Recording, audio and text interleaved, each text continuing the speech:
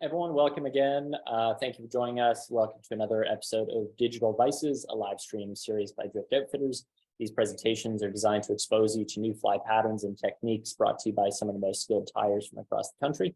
Many of these tyers are also guides and instructors. Jordan certainly is, and we hope that their years of knowledge and experience comes through in these presentations. As we all know, flies is half the equation. If you want to see how best to fish these patterns, we would highly suggest getting in touch with them. If you do find these presentations useful and entertaining, consider supporting the shop that's supporting you with these live streams. Buying from manufacturers or big box stores directly cuts out your local fly shops. The shops that can best provide you the service you need, host community building events, and contribute to preserving and protecting your local waterways. Ask yourself, are the businesses that you're supporting you? Shop with us in shop, online, or by phone. And as always, orders over $175 shipped for free within Canada. So this week's guest, Jordan Pockett with Perfect Drift Guiding Company. Jordan, you're not an Atlantic salmon guide, so what gives?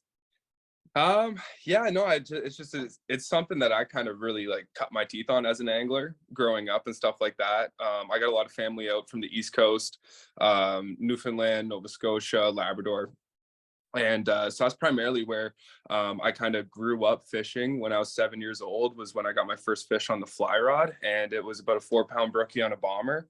And just ever since then, it's just been, dry fly fishing has been such a big thing for me. I'm really excited for that presentation we're going to do in March there as well for that. But no, tonight we're going to do a whole bunch of stuff, talking about some salmon tactics, and it's something that I've been doing for the last 14 years, I guess consistently. There's been some times prior to that I've gotten down, but for the last 14 years in a row, I've been doing a trip out east every summer and kind of targeting them and going after them. Awesome. So you might not be a local, but you're probably as experienced as just about anyone out there at this point.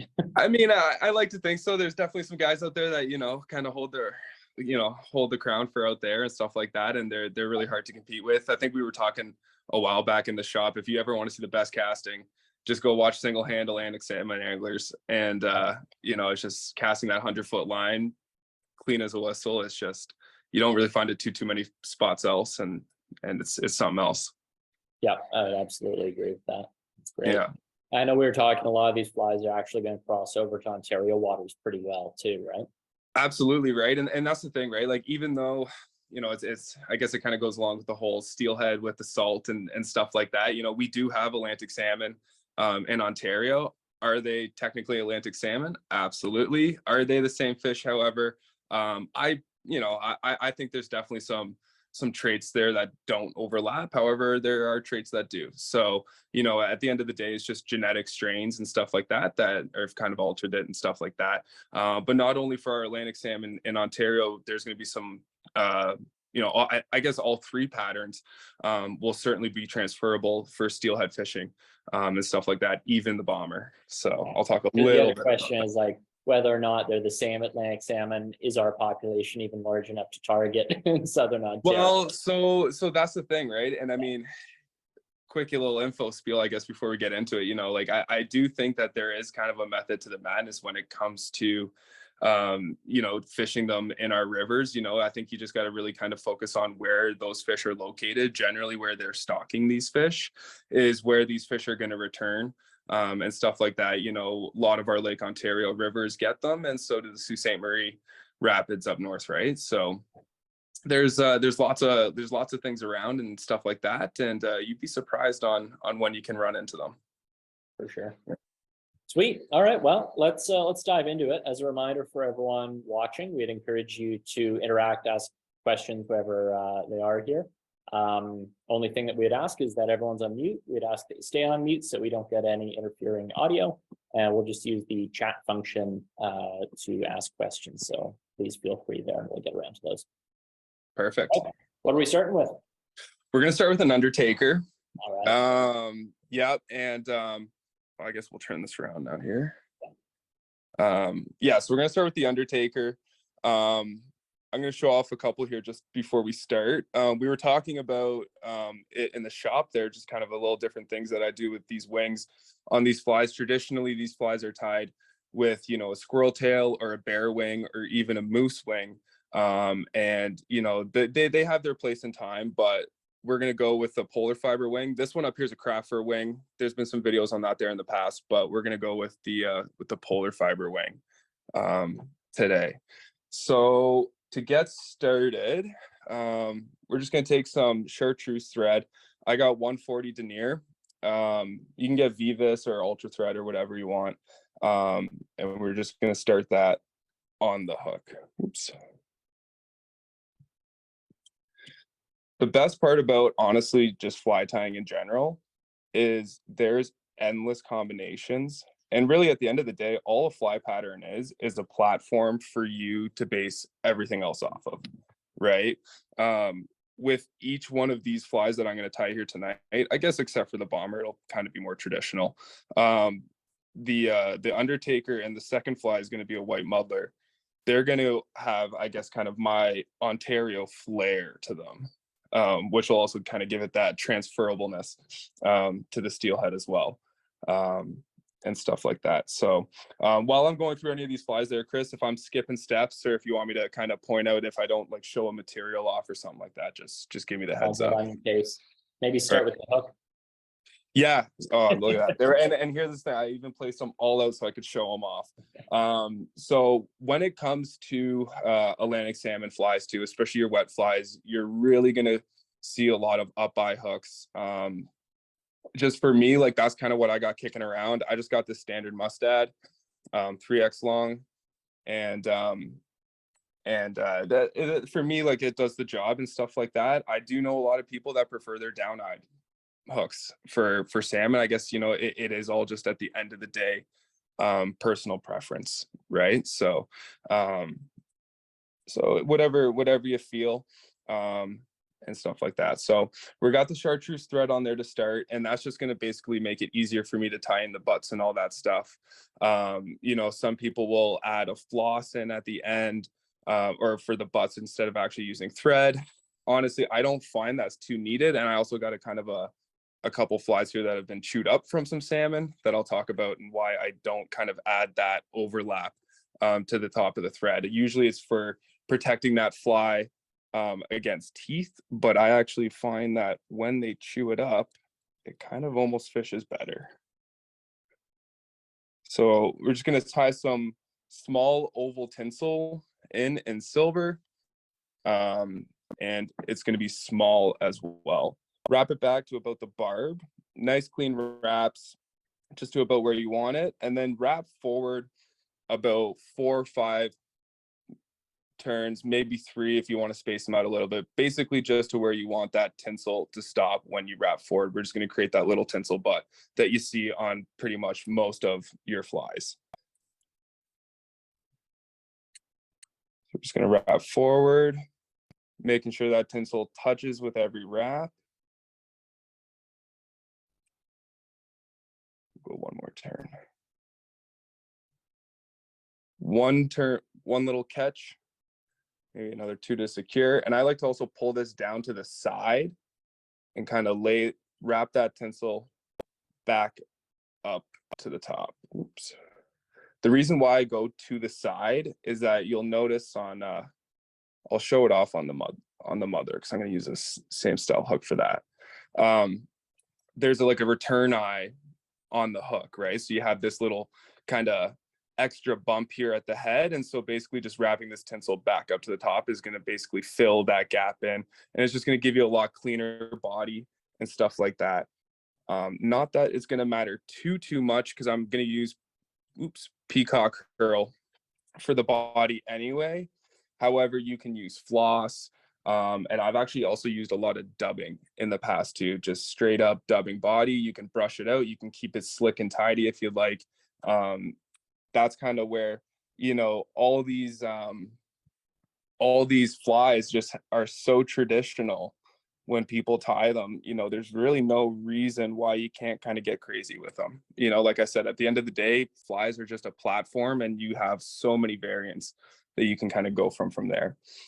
So we're going to tie the tinsel. Sorry, go ahead. To interrupt. Any way you could either lower or just aim your camera down a little bit so that hook is more centered? Yes.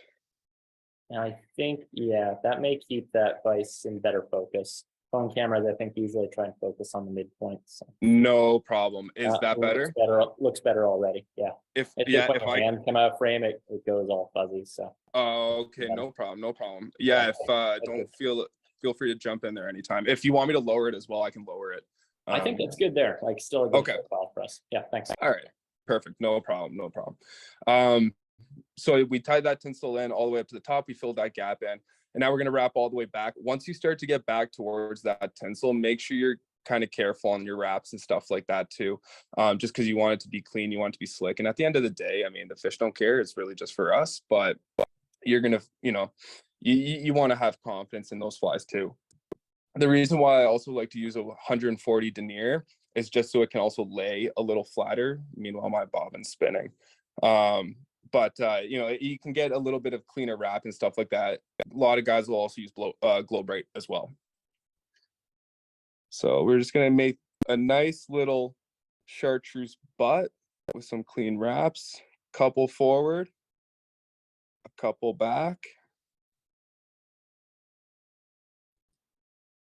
and a couple forward. And we're gonna wrap up to just kind of where that gap. This little return eye too is basically where I'm stopping most of my threads and stuff like that as well. So on the Undertaker, you got a green butt and then you got an orange butt. We're gonna take same thing, some Vivis 140, and you can whip finish and cut it off, or you can do this little trick and just start your thread, give them a little spin, wrap it back down, and cut that thread off. Now we're gonna go right back and go up to the green. Also, I should have mentioned it earlier. On the green butt, I like to just give it a slight little taper down, so that way you can basically just give it a nice singular clean wrap and overlap the orange to the green, and it makes that connection really clean and flush. So a couple of wraps back, couple forward, and we're gonna go back up to the top. Now that we got our colors in at the back, we're gonna go to a black thread. And I'm a really, really, really big fan of thicker threads, or even just if it's not that, or if it's not 140, it's probably GSP. There's times where I'll break away from that when it comes to like dry flies and stuff like that. I just think GSP is so versatile and stuff like that. The 50 denier as well will help tie some of the synthetics in that I'm going to use as well. Just gives a little bit more locking on it. But I think it's great. I also really enjoy using it for spinning deer hair, which there's going to be a lot of tonight. So we're going to take that thread.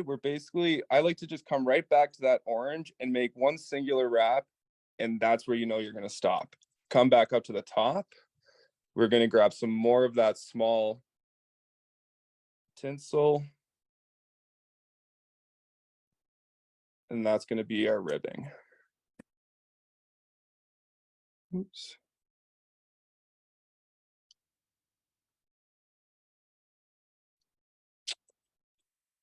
Shaky.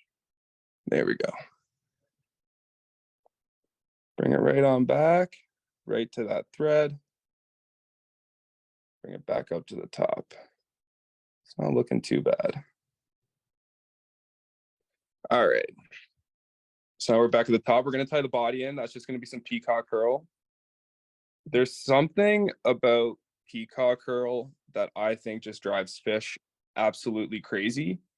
When it comes to steelhead, Atlantic salmon, I have also had very big success with Chinook salmon using peacock curl. I just think there's something about it. I don't know if it's the webbiness in the fiber or just the sheen. I think it's honestly just a combination of everything, but there's just something about it that I love. And even just peacock ice dub, I think that's probably my most used dubbing, if it's not hot pink ice dub for squirmy worms.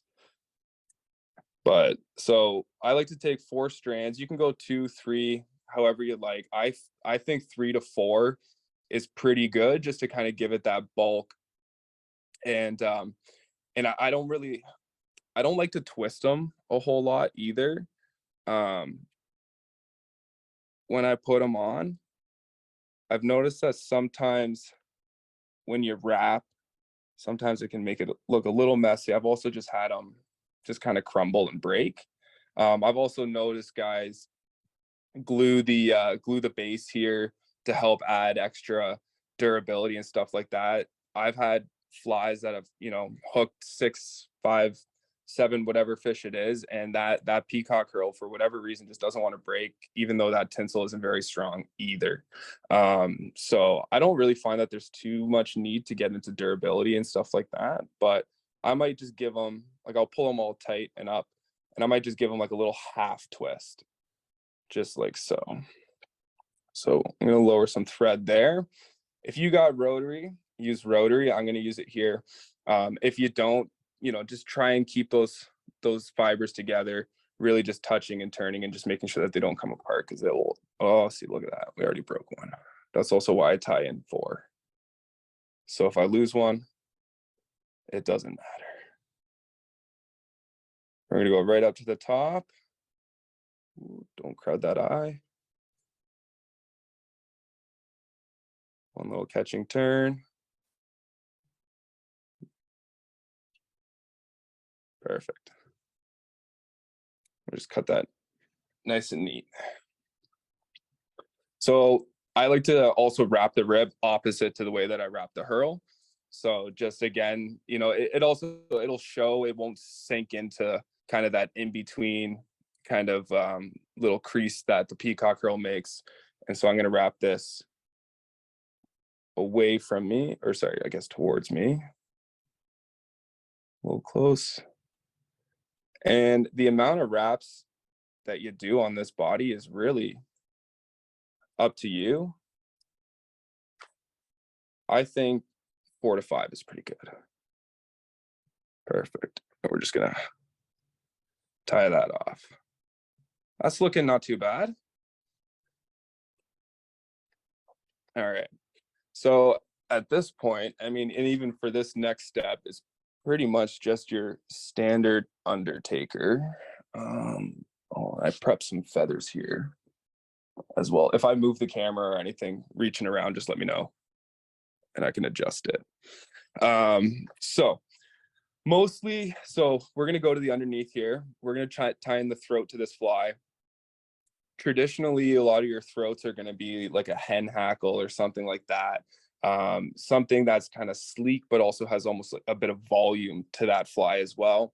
I'm cheap, and also it seems to be that it's hard to get certain materials just these days and stuff like that. I mean, I'm sure you can find hen hackle out there, but why go out and buy a whole new cape if you can just grab something off your wall or out your drawer and make do? For me, as a guide and just an angler, I've always found that your average person is never just going to be able to go out and buy every single exact thing for every single exact purpose. And so making do with what you got is something that can be very, very important to us as anglers and stuff like that. So you can use any sort of just like strung saddle hackle or schloppen or really any feather for this that is going to kind of give you that same profile. So I got some black schloppen here. You can see I've already kind of picked away at some of it, but well, let's see, this is looking pretty good here. And again, just going off of that kind of that peacocky hue, the schloppen, whenever you get black schloppen, it's almost impossible to get that perfect jet black schloppen. It almost always comes with that peacock hue, which I kind of like as well. It doesn't take away from it when they're looking at that underneath silhouette. They kind of still have that color popping in their face. So there's a couple ways that you can do this. You're probably going to have to grab 2 pinches to kind of get that fullness to the throat that you like. So you can kind of come down here, splay some fibers off to the side, and you're going to want to try and get as full of a pinch as you can, just like so, and you're just going to rip it off. You may have a little bit of a crest in there, but I find it's not the end of the world. You're going to come in here with another couple of fibers. Oops. And you're going to just try and open up that pinch slightly, lay those feathers in line with each other, and pull again. Transfer that over. And hopefully when you get decently good at it, you'll also kind of have a little taper that you can kind of work with as well for that throat. It's actually looking quite aggressive for the amount of feathers I got there, but I like it. So you're going to measure it up. You don't want it too long. It's a throat. It's not an underwing. So, you know, kind of just have it to that midway point. I do like that. Just one catching wrap, another two to kind of secure. You can pull away, judge it if you like. I like that. That's not too bad. We're going to keep that. I'm not going to play around too much. Make sure it's sitting underneath. Maybe give it an extra wrap for good measure and cut that down low. Perfect. And we're going to come back up to the top. Perfect. So everything, like I was saying, pretty traditional, pretty just straightforward. This is where we're going to get the Ontario flair. When it comes to fishing these flies, you know, I really like a sleek, slender profile. And when I tie this fly for my own personal use out east, I kind of almost call it like the stealth bomber of the Atlantic salmon flies. Just it has that dark kind of stealthy look to it when it's all said and done. And the way that it moves through the water is spectacular. The reason how I actually got onto the polar fiber wing was when I was younger and I wasn't very good at tying. I found it a little difficult to tie the traditional moose hair wings that my uncle was wanting. And so I got lazy and I grabbed some polar fiber that I got, and it just stuck. I ended up giving him half a dozen, and ever since then he's requested these ever since. So I like to get a pretty generous clump here. You can kind of see that probably about half a pencil, maybe a little bit more. You can always grab a bigger clump and kind of take things away from it. You can see how you know, if we were to put this on, it's not looking like much. We're going to have to stack this. So we're going to just pinch the bottom, grab the tips, and we're going to pull it apart just like so. And we might have to do this a couple times, but we're essentially just going to stack it until we can kind of get something that we like. I'm going to give it another little pinch.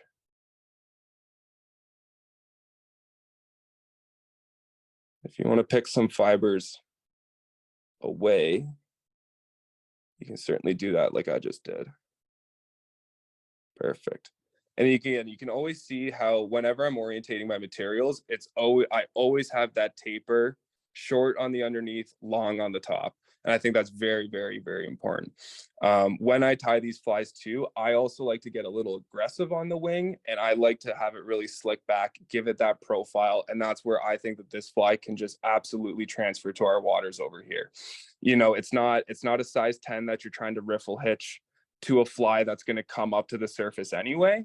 You're trying to entice something out of our fish here in Ontario. Perfect. So we're just going to kind of roll that on top, making sure everything's looking pretty nice. Give it a couple wraps forward, underneath. And this is my biggest headache with the upturn eyes. You're going to want to try and cut some material here on an angle to get that nice kind of head taper. You can also always come in with your black lacquer and head cement and clean it up and kind of stuff like that. I've even used some thin UV resin in the past where I've really made some mistakes. But you can either come in like this straight. You are going to risk cutting maybe your wing and stuff like that. So I'm just going to come down here on the side and give it a little cut. I'm saving my good scissors that I bought the other day for the deer hair, by the way. I've yet to use them, and that kind of screwed me up there on that head, but that's okay. So pretty much that's your fly. Just try and now just kind of build up that little bullet head. And like I said, you can always just come in here with some head cement or anything later and clean it up. One whip finish should be good because I'll dab it with some cement. I'm not going to do that now. We can save that for later, just for the time of the video and all that stuff. We got 2 more flies to get through, and the last one might be particularly a bit of a longer one. But I mean, you know, that's it. You can see here the other 2 that I got. Where'd they go? This one here is the craft fur. Actually, ooh, that one might be polar fiber. Hold on, they all look the same. The point is, though, is that craft fur and polar fiber do look very similar. At the end of the day, the difference, yeah, here, so this is the craft fur here. You can see how the craft fur has a little bit more rigidness to it. So it's kind of that in between of the polar fiber and I get, you know, like a bear or a squirrel wing, essentially. I don't really honestly tie any moose wing. The whole reason for you know, the moose wing, at least in my eyes, is it's, I think it should really only be fished on a riffle hitch. You know, it's very stiff, it's very rigid. It's going to kind of prop that fly on its side anyway.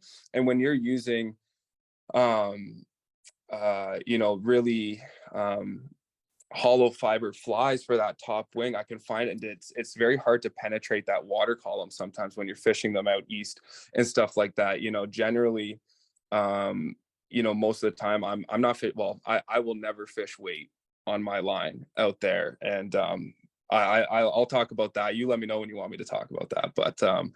But for me, like I think weight's a big hindrance to the way that you fish out there, and stuff like that. And so at best, I'll put on a clear intermediate line just to kind of break the film, but no weight, no nothing.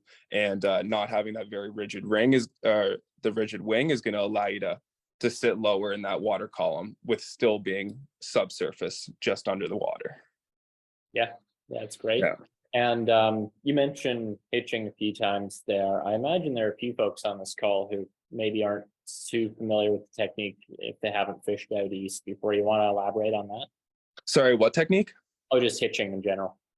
Oh yeah, so riffle hitch is essentially when you tie a knot on the eye of your line, and instead of having, you're going to basically tie a riffle hitch on your fly, and instead of having, if my hand up here is the water and your fly here is underneath, essentially what it's going to do is set on the surface of the water and it's going to rise sideways.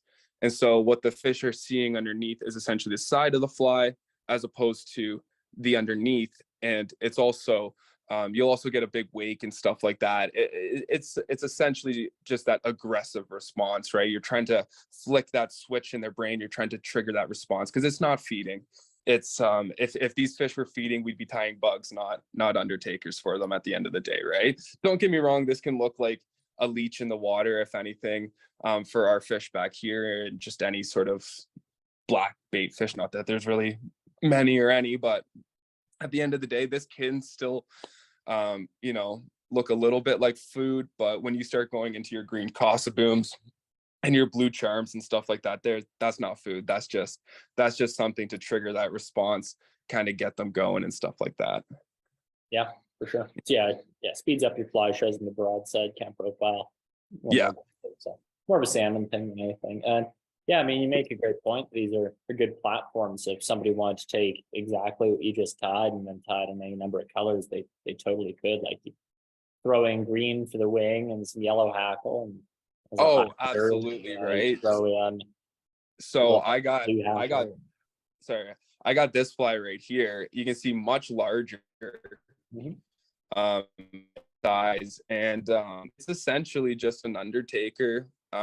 This fly specifically was tied by my uncle's friend out east, and he called it a samurai. I could not tell you why. At the end of the day, it's an Undertaker with an extremely long craft fur wing.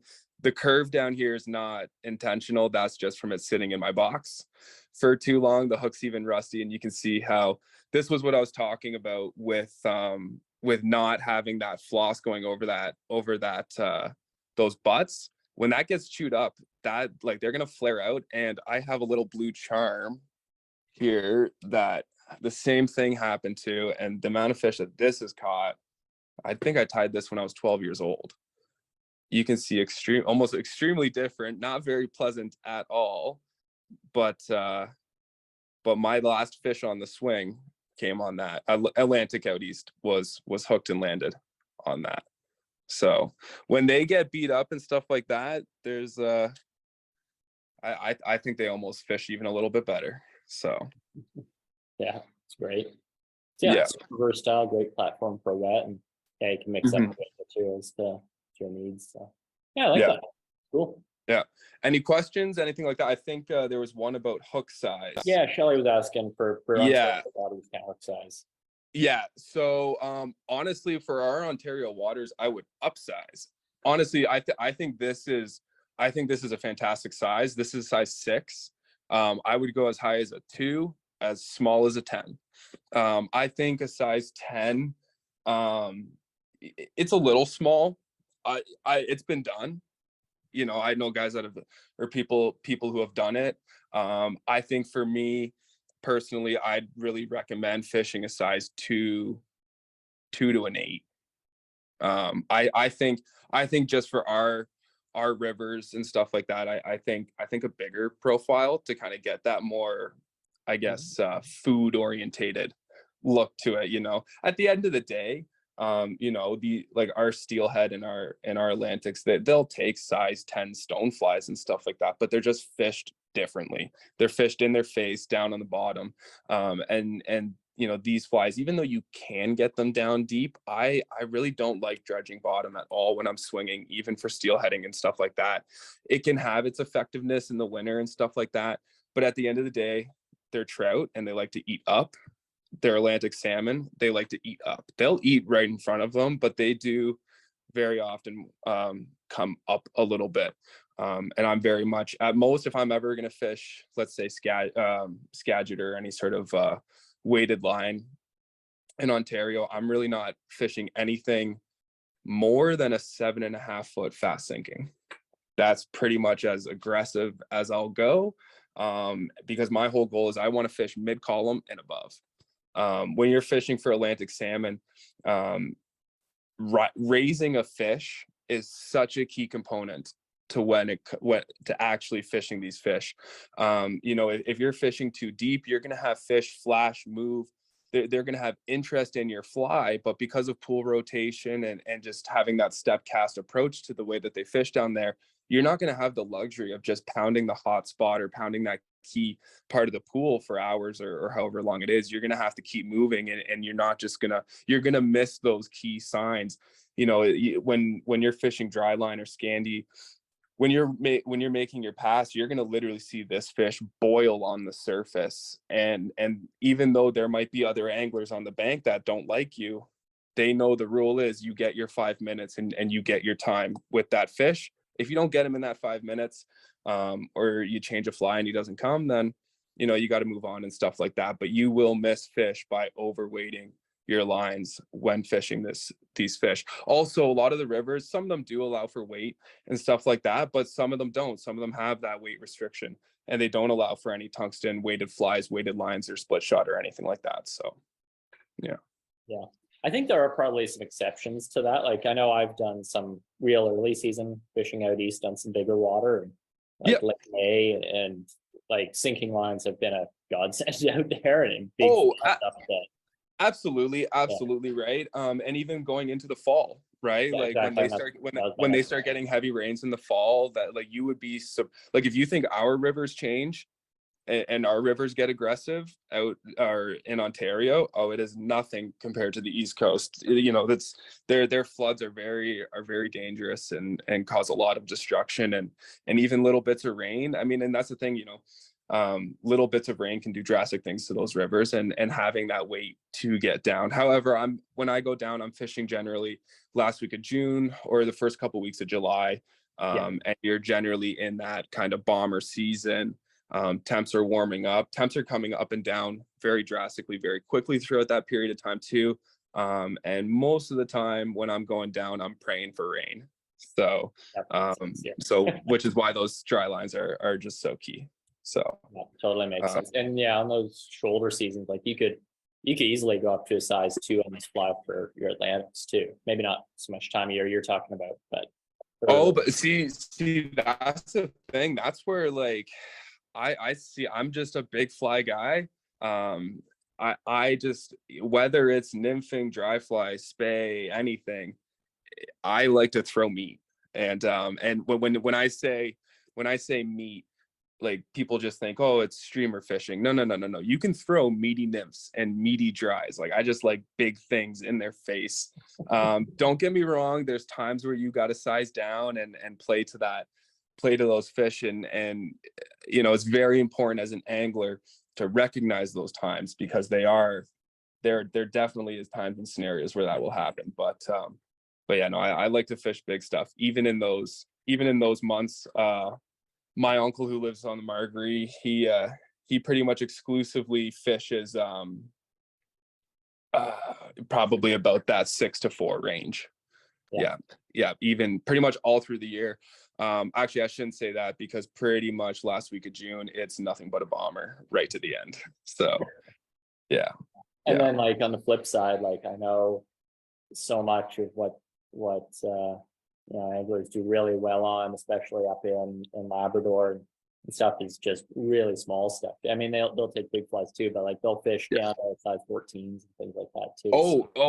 Absolutely Right. That you can be fishing here. And like the flies I've fished early season are like bigger than 2s. Like I've fished stuff up to sunrays up to 6 inches and done really well. So amazing. Sunrays are fish, right? Perfect example for that, because it's a pretty sparse fly in general, so you can almost get away with that size too. It makes it really nice and stuff like that. You'd be surprised with some of the general practitioners I've seen guys throw out there. You know, like there's anglers out there that make jokes like you're fishing your toothbrush kind of thing. Like it's that big and bulky, and for whatever reason, everyone's got their preference. And at the end of the day, I think that's also where just technique is so important. Don't get me wrong, like you got to have a good fly, but I also think I'm a very firm believer that a fish that's going to take the Undertaker that I just tied is also going to take the next fly that I tied. It's all about having that drift and getting these fish to track that fly.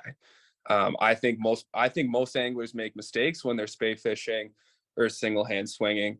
Their mistakes are made pretty much as their line lands on the water, or 2 to 3 seconds after they've made that cast.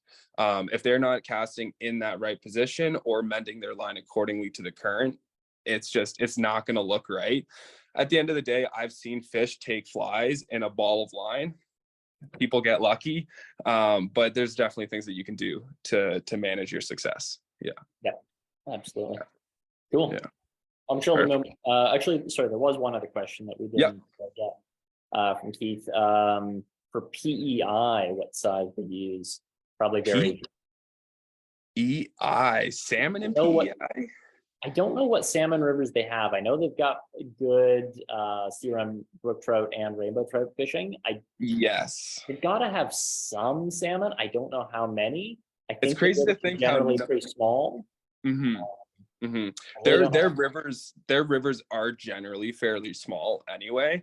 For PEI, however, I would very much recommend my next fly, which is a white muddler, because they also have kind of that tannicky, ready sandy water out there. And I think this white muddler just cuts through everything like that. The white muddler, I have talked about Atlantic salmon not feeding. I'm going to talk about a very specific certain time and place for this fly, even though you can fish it anywhere, any place, anytime. There's a certain time period where I think it does really shine. But just to finish up with Keith's question, I don't know. That's tough. I would definitely say probably go down to your 10s.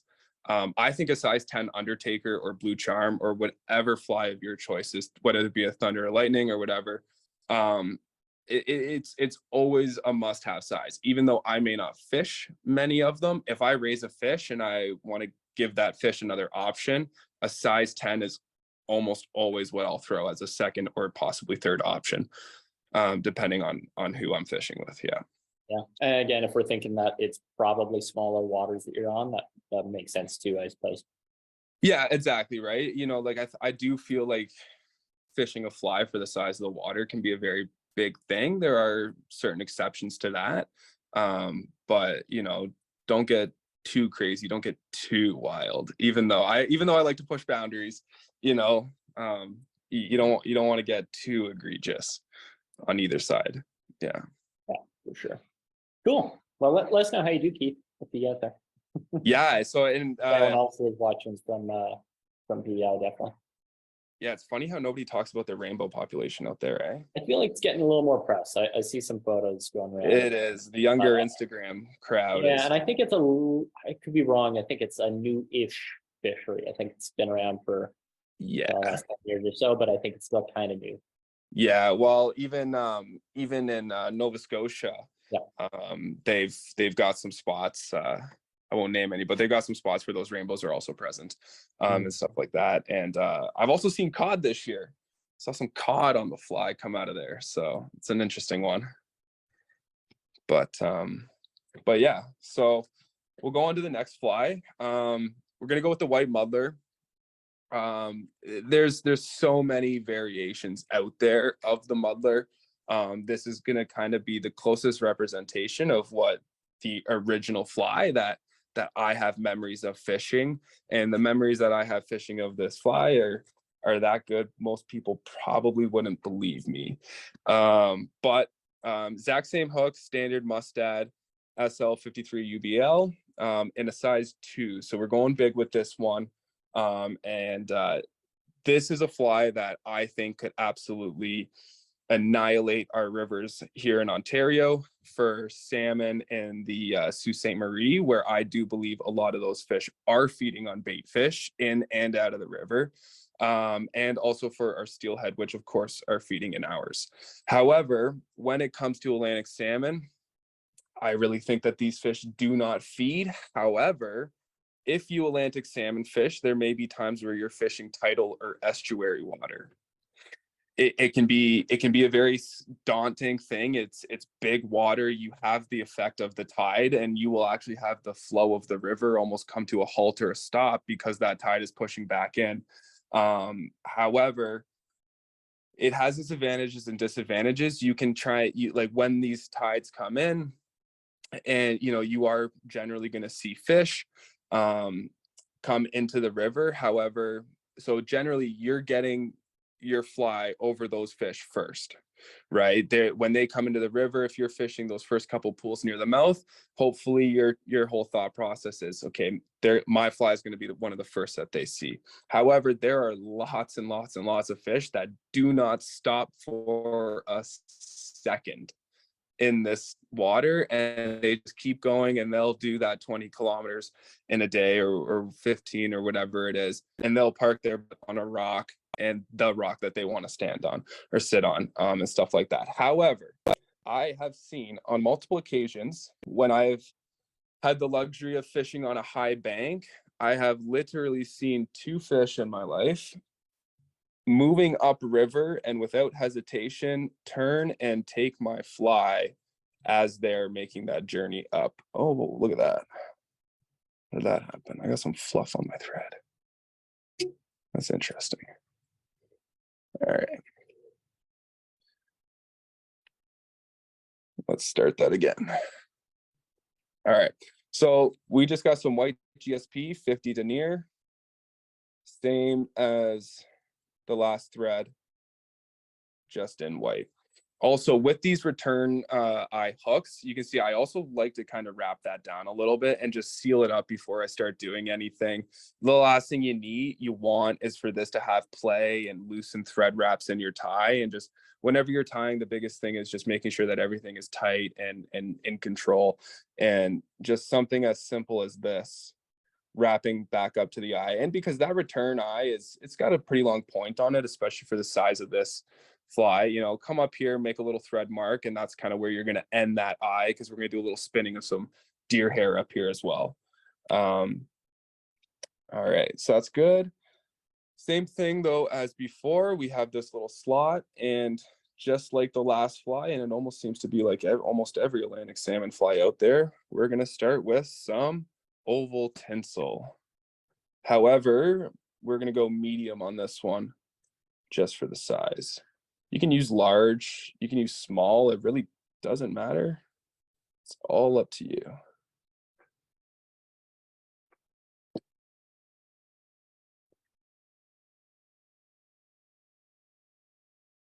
Oops. Make sure it's coming down the side of the hook. And we're going to go all the way back down. I like to come just in front of the barb. I think that's a good spot. And I also like to have a little bit of an extra silver butt on this fly. So I like to come just behind the hook point. Oh, a little too much. So this is kind of that space that we're working with. All right, just like before, we're going to take that tinsel. We're just going to do some touching wraps forward, making sure that we don't leave any gaps.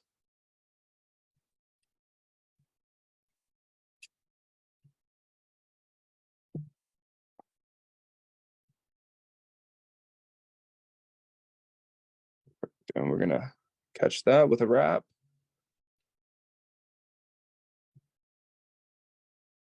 Pull it down to the side and wrap back up that side. Oops.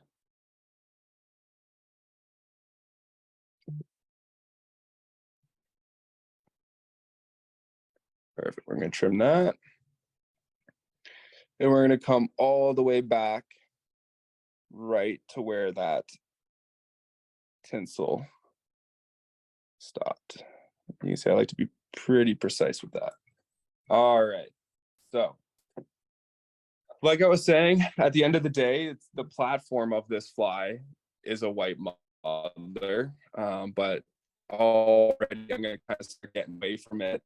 Generally, with your very traditional muddler, you're going to have a kind of a quill wing kind of coming off the back, and you might even have one up here playing around with the marabou and stuff like that. But I'm actually going to come in with some white bucktail. I like to come with the top to the top of the hide near the tip. It's just, if you start grabbing things from the bottom here, even though they might be a little softer, I find they get very buggy. So we're going to come up here to the top. Oops, knocking the camera around. And I like to get a pretty decent clump. That might be a little bit much, but probably about half a pencil size, maybe a quarter of a pencil size.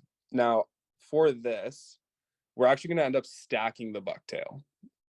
So bucktail is pretty long, and depending on your stacker, I doubt anybody's got a stacker that's going to be able to manage all that.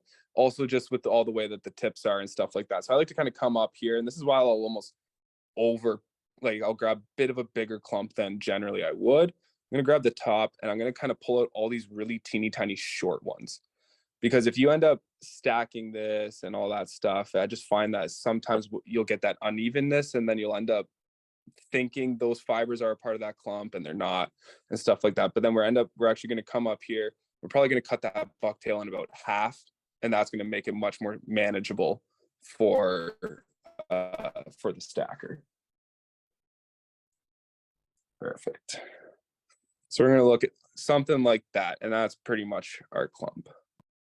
All right, now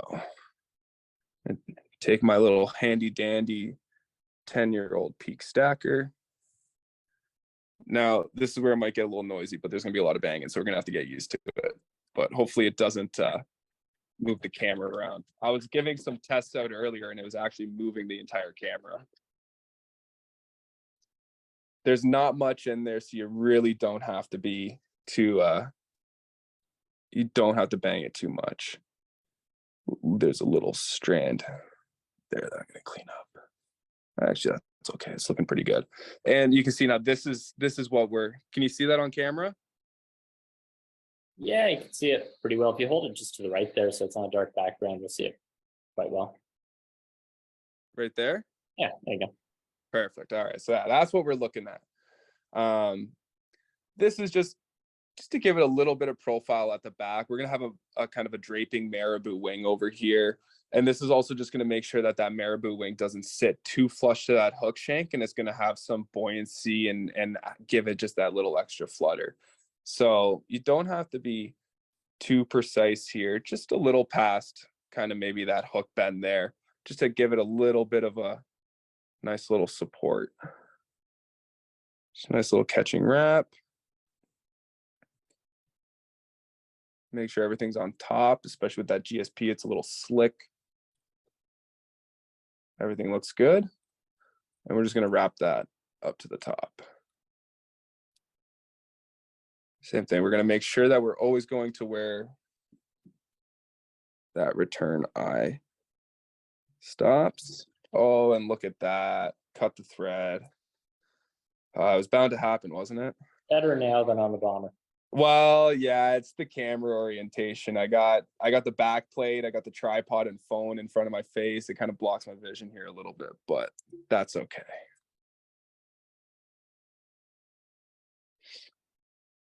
Perfect. And we're gonna go right on back to where we tied in that bucktail.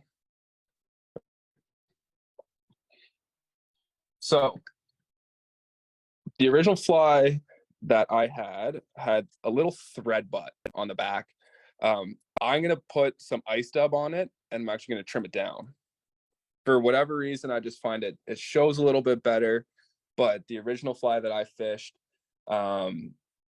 it had that pink butt, and I will always have a pink butt on this fly. By any means, you can put orange or whatever and make it a fancy white death almost kind of thing and have that emerald shiner spawn look to it. But for me, the pink butt, and this is where you could also use chenille, you could use floss, you could use thread, you could use dubbing, and combinations are endless. But I'm going to go in with some Ice Dub UV fluorescent hot pink. So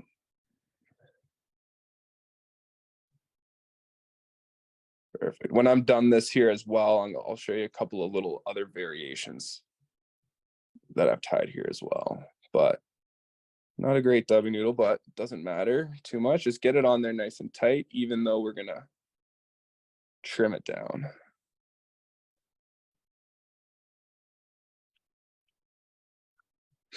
It's looking pretty good. And you can see how it gets all scraggly and stuff like that. That's why we're gonna trim it.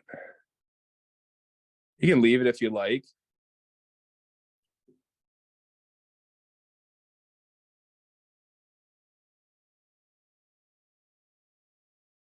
When you trim it though, it is gonna kind of be a little scraggly anyway. So for me, that's more than enough right there. And that's what we're looking like underneath. Perfect. So the original fly that I also had was with some pearl diamond braid. Now this is literally all I have left. So I forgot to get some back in the store, but that's okay. I saved it for tonight.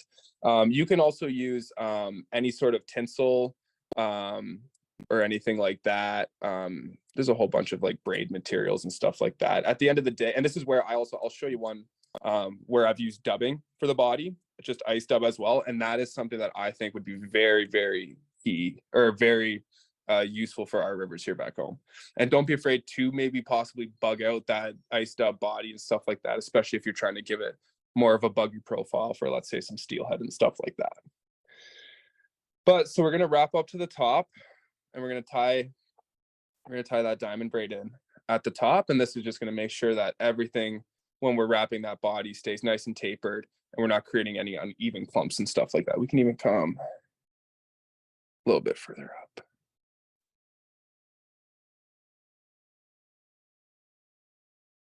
Just going to tie that in, catch all those loose little fibers, because diamond braid tends to be like that a little bit.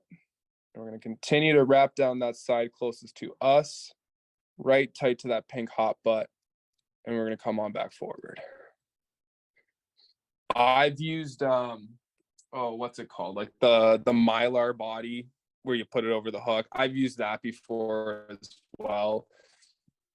Also, if you're gonna use a tinsel, I'm very biased to the Mirage Opal tinsel. There's something about that color that just I love. However, the pearl diamond braid is what that original fly was tied with, and so that's what I'm going with here today. Now let's go rotary.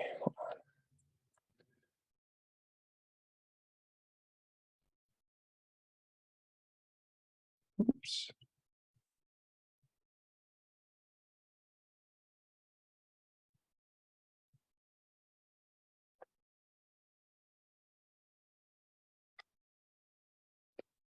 Perfect. Ooh, we got a little close to the head, but that's okay. It's okay. Thankfully, we're gonna do a, and this is where if you're watching on YouTube after and you're trying to tie along, this will be nice preparation for the bomber because it'll be minimal deer hair spinning, and then we're gonna just throw you right to the wolves. But so that's what we're gonna look like. That's our body. To me, that's just as perfect taper, as sleek as slender, lots of flash. To me, that's looking there pretty darn good. Sorry, we're gonna wrap over that diamond braid just a little bit, just to tie in our marabou. And of course, I prepped feathers and they've disappeared.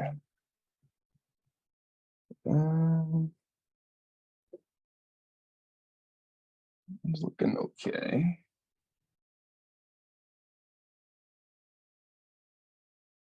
That's looking pretty good. All right. So let's go get some strung marabou. This one's a little clumpy from the dye, but white marabou's in short supply too. But get a pretty wispy feather, something that's long and capable of really covering that whole fly, just like the Undertaker too. And most of your marabou feathers too. I mean, if you get a good one, it shouldn't have too much of a curvature to it, but for the most part, most of them do. And you want that curve sitting down. Some people don't do it when they tie it in. I do it almost every time. I always like to wet my marabou prior to tying it in. I just think it's a million times easier to work with. If you watch any of Kelly Gallup's videos, he'll tell you a million times, don't put it in your mouth. I, however, hate using the sponge, so I choose to put it in my mouth. So this is kind of what we're looking like. I also got a cup of water here, and you can just kind of dab your fingers and kind of slick it back and stuff like that. But pull everything nice and tight.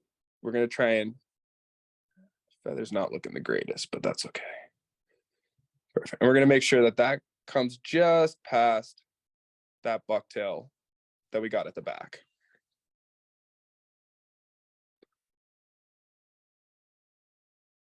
Loose wrap, 2, 3 more to tighten.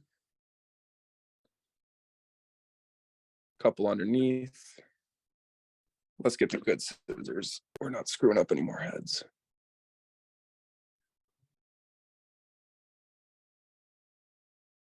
Perfect. And we're just going to wrap that down. Maybe wrap back a little bit. Just tidy everything up. Perfect. And that's what we're looking like. So this is where we're going to start going to the deer hair. Just basically like a traditional kind of muddler. We're going to make that slight little collar and that little head to it. You can see I didn't really leave much room here at the head. I crowded it a little bit more than I'd like to here. However, I don't think it's going to matter too much, because for me, you will only ever see me fish a very sleek bullet head style fly. A lot of that has to come from that dry line Scandi kind of setup, where, having too big of that deer hair head, you're just not going to be able to penetrate that water column or that surface. And I also just think that, there's already enough going on in this fly that you don't need to add too much commotion. And I've just never really had success with those bigger, bulkier muddlers and stuff like that. For the head as well, or I guess just when it comes to working with deer hair in general, you're going to have 2 types of deer hair. You're going to have a belly and a body. For this, I'm going to use a belly. It's a little bit finer.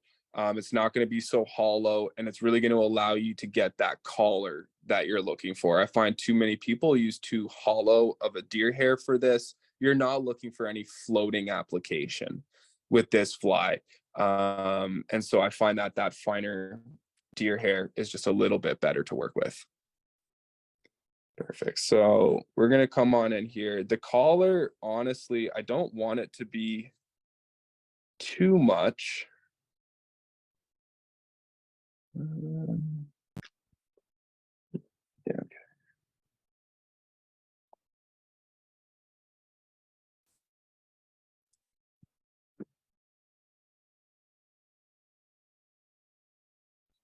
All right, same thing. We're just going to kind of pull some of that loose stuff out.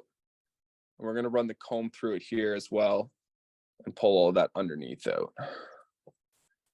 Oh boy, things are starting to pile up here. Just going to get some things out of the way. Perfect. So if you don't have one of these, if you're working with deer hair, you can use a whole bunch of stuff, but honestly, just going, it's like 15 bucks. Just go and get yourself a little loon brush.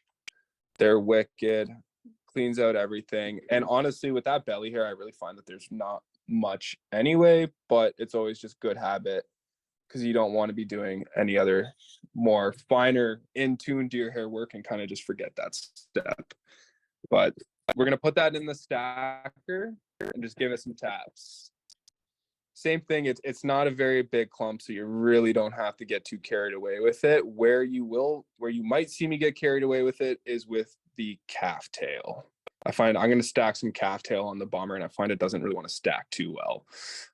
I don't know if you can see it there, but sometimes when I'm oops, okay, hold on, but so when I'm stacking this, or I'll do this on some other dry flies and stuff like that, especially smaller brown trout flies. You can see how almost these tips here have that little curve to it, and I really want to make sure that those are curving down. And so generally they should kind of line up together in the stacker, but when you pull that off, make sure that before you just go in and grab it, either try and make sure that most of them are angled down, or when you kind of get in here with your fingers, you can kind of just grab them like that. You can see how all of them are down, one is up, right? So just being very careful, just the way that you pinch, and we can now literally pull that one guy out and we're good to go. So we're going to transfer that hand. And that collar, it doesn't have to be too aggressive. You just kind of want same thing, just to give it that little break between the head and the marabou. I like kind of that mid fly or mid length of the marabou. I think that's pretty good. Perfect. So we're going to come here, one little loose wrap. Don't go too tight. You can already see how that hair is starting to flare a little bit. We're going to come through with a second wrap. This is where we can get a little tighter. You can see that they're all going to prop up. Now we're going to come everything back, and we're going to make sure that that gets tied down. And you're going to give it probably just like a 2-3 little thread wraps, just to give a little bit of a dam. And you can see how all of this now is propped up, and that's going to make sure that those fibers at the back are tucked down on that wing as well, and it doesn't get too wild on you. Perfect. So everything's looking good. I also find the key when it comes to making these heads is the way that you want to kind of position yourself when you're getting down to the eye here. You want to leave yourself room for one clump and one clump only of deer hair to spin. Once you get this collar in, if you put a big clump here and then you got to add another one, your head's going to be way too long on that fly, and it's not going to look right, and stuff like that. So I really find once you get that collar in, really make sure that you're just giving yourself enough room for one clump to spin, and that's it. The nice thing with these upturned salmon eyes is that the heads don't have to be too precise, because they kind of give you a little leeway to kind of get it closer or further away. So it's not too bad in that sense either. For the spinning, we're not going to do any stacking or anything like that. I like to grab a pretty liberal clump, what I would almost consider a bomber sized clump of hair here. I really like things pretty tight packed. You can see that's a pretty decent size, maybe a little bit bigger than a pencil. And we're going to make sure that we comb all that nonsense out. Just kind of give it some pulls, make sure that all those little short stubby ones are out and they're not going to get in the way. Perfect. So for this, with the spinning, you can see how these tips are really fine and they kind of get bulky here near the end. You really want to, when I like to spin deer hair, I really like to kind of work in this third, like a kind of a third into the butt section. Right here is where I like to spin. It kind of gives enough to grab on. It gives it that nice rollability, and you're not dealing with any of this really fine stuff down here. It also will allow you enough room going this way for trimming. I have also seen people try and tie their deer hair in right along here. And then when they go to trim, they just have this massive gouge in their deer hair because it's lower than that kind of point that they want to trim as well. So we're just going to make sure that everything is kind of just angled back a little bit there. We're going to set this on top. You can see how I've smoothed everything back. Now, when you go to spin this deer hair too, I like to work with a little extra thread, and that's going to allow you to apply those kind of 1.5 loose wraps when you get going. I find a lot of people, when they start spinning deer hair, their bobbin is right up here, and when they go to make that first wrap, they're having to pull tension out of their bobbin, and then, oh boy, and they're going to flare that deer hair and cinch it down to that hook shank before being able to actually rotate it and spin it. So get yourself a little bit of thread there. Don't be afraid to pull it down and work with a little extra here. You're going to go with one fairly loose wrap, and you can see I'm barely creasing into it. And then as you're making that second one, I like to start pulling away and then making sure that you're following all the way through and coming back. And now we can start locking it down with 2 couple wraps, making sure everything is pulled back and walk that thread through that deer hair that you just spun. It's a little close to the hook eye. You can get yourself packers like this. They work pretty well. You can put it on here and kind of make sure that everything is pushed back. However, you can also just use your thumbs in that as well.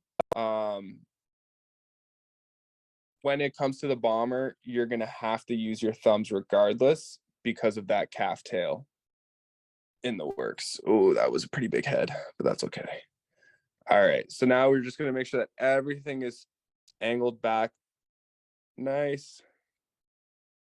Couple of wraps there just to make a bit of a little bump. And I'm going to clean up that little head because I accidentally caught a couple of fibers there. Just getting a little too close. Oops. Oh boy. Yeah, see, this is why you don't use the tool. Oh boy. Oh boy, oh boy, oh boy. All right, let's wrap that up. I've always been a hand whip finisher. I don't know why I decided that I should use the tool today, but hopefully that's looking good. Okay, so everything's on there. Hopefully that doesn't bust open on me. This is what we're looking at. We're gonna have to do some trimming here, and there's a couple of little things that I'll do to kind of start trimming this. I like to start from the underneath. Some people will have that collar going all the way around their fly. I really like to show that underneath. There's a reason that, you know, I'm picky towards the diamond braid or the dubbing, is because I really want to make sure that that material shows. And so if you got to angle that fly on the vise a little bit, don't be afraid to move it around and angle it, tilt it to whichever way you feel is necessary. But we're going to come in here on that eye, and we're basically just kind of going to go off of that angle of that upturn hook eye. And we're just going to use the tips. We're not going to go very far into it. And that's going to be our first little cut. I'm going to also do this with the bomber. But how you work around that head, for me, this is how I do it. And whenever you're trimming deer hair, I always find it's very important to work on, to give yourself a horizon. A lot of people will just start doing this and this, and they just start trimming, and before they know it, they're taking chunks and stuff like that. And even when you're making sure that you're taking the proper care, you're probably going to take chunks out of your deer hair, and it's going to be very frustrating when you go one little gouge in, and then you feel like your whole work and your fly just doesn't look right to you. So we're going to come in here with this small little incision, and now we're going to go kind of on a 45-degree angle. Basically, if your hook shank is the ground, you're going to angle your scissors 45, and you're going to just turn that fly and just clean up that head on that 45-degree angle. If you don't have a rotary vise, take it out and put it in your hands. To be honest, it's probably easier that way anyway. Perfect.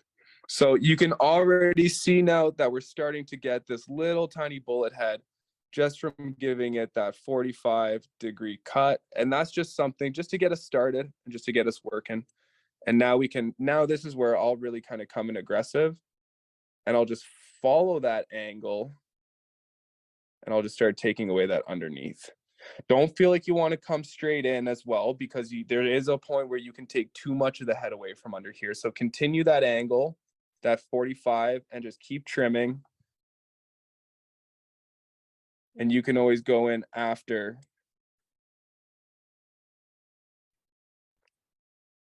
and clean up the underneath, which I'll show you right here right now. See, what I can do is once you get some of that fiber that you've cut away, you can take your scissors in here, and you can just kind of slide them up the body, making sure that you're catching everything underneath, and give it a little cut. You can see how you have a little bit of a collar, and we can still clean this up a little bit, but now we're starting to see that underbody, and now we really just have sides that we need to work with. Same thing, sticking with that angle of the head, we're going to come 45 degrees, and we're going to start working up to the top. If there's any little loose ones like this guy that you got to trim away, you can just do so like that.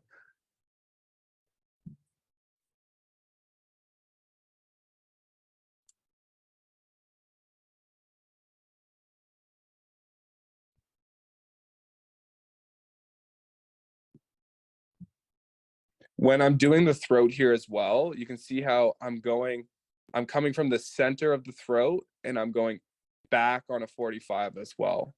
Whenever you're trimming, I find it's always important to be paying attention to those angles. If you just start making aggressive straight, it's okay to make straight cuts, but once you start making a lot of them, it's hard to come back from that.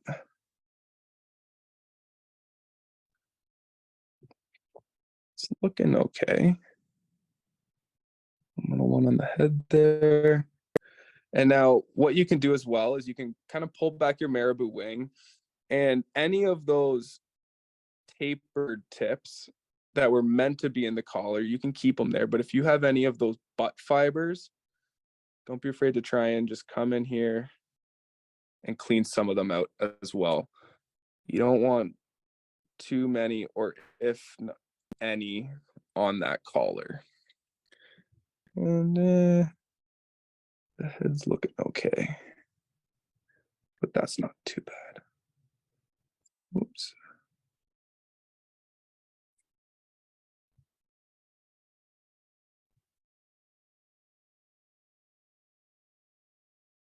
Sometimes it's better just to say stop. Perfect. All right. So I'm going to stop it at that. You can also, I don't want to get carried away with time. We got to still do one more. You can keep going and trimming that away. But I mean, ultimately at the end of the day, yeah, see, like there's one in there that I just don't like. That one. Those two. But at the end of the day, that's what we're looking at.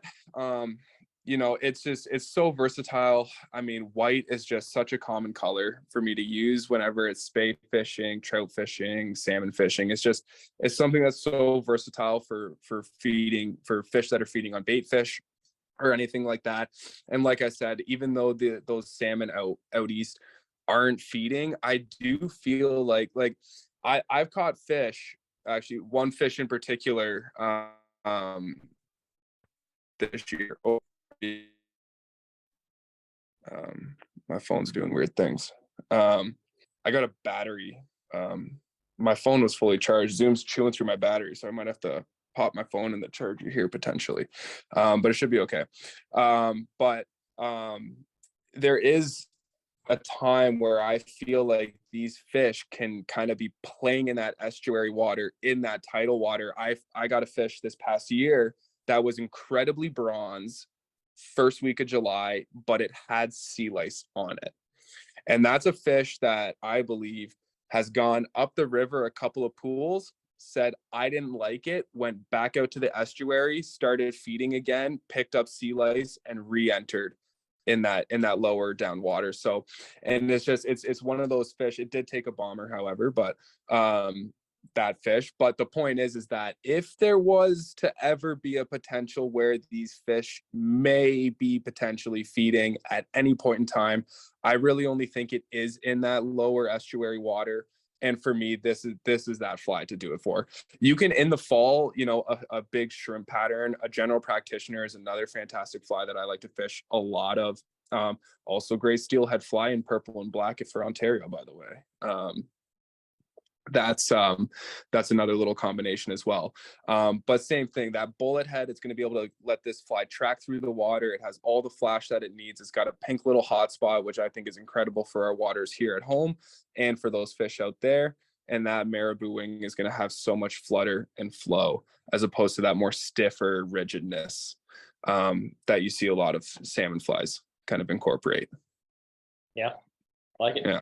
And would you, like, if you're fishing in estuaries, as you mentioned, sometimes there's little to no current. Are you retrieving this fly at that point? Yeah. So if you ever do get yourself to the point where it's really hard to get that drift, it's not uncommon for me to strip it, and I mean strip it aggressively. At the end of the day, like the whole key, I think, for this is that like the fish want to track something, but at the end of the day, if it doesn't have, it can't be too fast, or else it's not achievable for them to get. However, if it's too slow, they're just staring at it the whole entire time, and there's no real movement to entice it, either get that trigger and aggression. So if your fly is not moving, move it, strip it, give yourself a belly down mend, have it come broadside, so you're not so the biggest thing when I'm stripping a fly for the retrieve is I don't want to pull the fly away from the fish. I don't want to have to make sure I don't want to make that fish go upstream, go against the current to have to try and grab this fly. I find that a lot of these fish are also using current to their advantage to grab flies. If you ever see a fish porpoise, when you Atlantic salmon fish, you're going to see a lot of fish porpoise roll and rise. These fish, they could just be sitting on a lie and hanging out in the pool. They could, however, just be barreling through, and you never know. However, same thing with our steelhead. If you see a fish repetitively rolling or rising in a pool, that fish in Ontario, for a steelhead, it's probably gulping. It's probably filling its swim bladder, trying to climb elevation in the river. However, with Atlantic salmon, there's a number of things that people will chalk up to it, whether it be shaking sea lice off or whatever it is. However, whenever you see these fish porpoise or roll, these fish are generally above where they actually were located. If these fish are sitting at the bottom, how do I do this? If these fish are sitting at the bottom, they're going to, and the current's flowing this way, they're going to come up, they're going to float back and raise to the surface, and then porpoise forward. So when people see these fish porpoise, they think they're just sitting on the bottom and coming forward and porpoising forward. They're not. They're using that current to push them back, raise to the surface, and then porpoise back forward, back into their lie. I can't remember where I was going with that big tangent. Just a retrieve speed. But that's right. There we go. That's why they pay the big bucks, Chris. So for the retrieve is that if you're retrieving towards you on a 45 cast, you're pulling it away from the fish. And that's where that downriver mend and pulling it broadside is keeping it in that strike zone, going across the fish, not going away. And they're just going to have more ability to grab that fly in that current as well. Yeah. Yeah. And then again, like you can also just mend downriver at the end of, if I'm ever swinging flies at the end of my drift, I also find way too many people end their drift way too early. When I get my kind of full swing and I'll get that speed going through the river, I am almost always giving it a small mend down and just finishing and letting it kick out that little extra bit. And then I strip retrieve back. I've had fish pretty much parallel with me in the riverbank hit my fly as I'm retrieving back towards me, and they when they want to follow it, they want to follow it. Yeah. For sure. Cool, love it. We'll keep moving, but Keith was asking if you've ever added eyes to this fly. No, I haven't. Like I said, whenever I'm going down and I'm fishing, no weight or anything like that. So I haven't added I think you're eyes. probably meaning more like stick on it. Oh, for steelhead. I'm not sure in general, but it's a bait fish. Fair question. Oh, sorry. What were you saying though? Were you just saying like little eyes here, like dots or something? Yeah, or like stick on 3D eyes. Or something. So and you know what? And that's the thing. I mean, you can absolutely do that. I think for Atlantic salmon, it may not be necessary, just because I don't know. Like I said, if they're gonna hit an Undertaker or a blue charm or a Kossaboo, I don't think they're worried too much about eyes on a fly. But however, you never know. Why wouldn't you? At the end of the day, Keith, that is going to be my goal for next year. I'm gonna tie some up with some eyes, and I'll let you know. I mean, I guess you can make the old argument that jungle cock might be eyes, but well, yeah, it's exactly right. Exactly. Jungle cock can also be some sort of that kind of just triggering contrast point, just to give it kind of some sort of different look or break. Absolutely. And one thing I would throw in there is like, I know on like a lot of flies I tie up sort of muddler style heads, and generally ones that I tie like that, I don't want to stick eyes on top of, because you'll end up like gluing over that deer hair, and it doesn't work the same way. Yep, absolutely right. You can even give it like, if you don't do those eyes perfectly either, like you can have side wobble and stuff like that, and I've seen flies just spin in the water and just do whole sorts of things. Yeah, absolutely. Worth experimenting, I suppose. Absolutely right. I mean, that's the beauty of fly tying and fly fishing, is just possibilities and combinations are endless, right? Totally. Yeah. All right. Well, I know we have a time-consuming one coming up, so I was gonna say, how are we doing on the time? That's okay. I feel like I can. I think you can bash it out. I got faith. Yeah, like at the end of the day, I mean, you're just gonna see me stack 5 clumps of deer hair in a row, and I mean that's really what it all takes, and it's pretty repetitive at that point anyway. So, hopefully it's looking pretty good, and it won't take too long. All right, so it's gonna be our hook. I'll tie these in a variety of other sizes, anywhere from a size 10 to a size 2. I generally like that size 4 to 2 range. I'd say 6 to 2. 4 is perfect. 4 is exactly what I like. I'm gonna tie a 6 just because it's a little bit smaller. And for time consumption, it's just the Arex bomber hook. Picked these up the other day, tied a couple of them up. Love the hook, incredibly sharp. I love Arex hooks so much. However, the return eye on this, don't love. It's a downward return eye, and they don't give you very much of a part to grab. But with that being said, probably still the hook of my choice. I know lots of anglers out east that honestly just straight Stad, and that's all they've used in the past, and that's all they're probably going to ever use. So, and again, downturn eyes as well seem to be the hook of choice for these flies as well. Okay, so for this, I'm going to go with some 50 denier GSP. You can use a 75 or a 100. I do find the 100 is a little thick. 75, 50, I think is right on the money. Most people are using, or most people in the past have used 70 denier power thread. That seems to be pretty popular, either that or GSP. But we're just going to start that thread. We're going with black because we are going to tie a black bomber. And same thing with the bombers too, is just that there really is just so much versatility to them. You can tie cigar style, wolf style, orange, like the color combinations. You can go heads and different color bodies and all that stuff on it. For me, mostly, I'm a big believer in the Smurf, or like what you would call a Labatt Blue, in a wolf style. I love the classic orange and white. You guys have what I call peach on peach in your shop, which is an incredible color as well. And I think black is also very underutilized.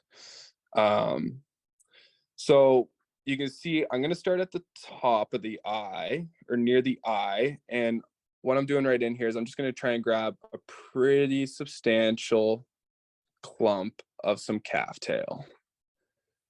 The reason why I like to start on the eye is because I like to have this first clump bigger than the back. And so I've also seen it and done it myself, where you tie the back in first and then you tie the head in, and the back is bigger than the head. So I like to start at the head, and then if you need to size down on that clump, it kind of at least gives you a reference point, and then you can just you just have that extra insurance of making sure that back wing is just a little bit smaller. Some guys like to go same size, doesn't matter. I like it a little bit smaller. I like to have that top prop up a little bit, and that just allows for, again, just like if I wanted to wake that fly, we can. I am also, however, pretty much exclusively dead drifting this fly. However, I will do like a 3-second drift. And if anybody has ever fished bombers, you will get a very coiled line, and you will actually see the bomber on the water just spin. It will literally do this in the current, and that's how you know you got a good drift going. If that bomber can just spin freely on its own, you have no tension in your line, and you got a perfectly good dead drift. These flies are known to do that little spin, and I have had it where you will give it that 3-second spin, and then all of a sudden you give it tension, and it goes right in the current, and it starts to track towards the bank or in towards you, and that can very well trigger a response. And that's where I like having that kind of propped up wing at the front can also help. Perfect. So I stacked it a little bit, my calf tail here. I would have stacked it more if this was just something that, I don't want to say time sensitive, but a little bit.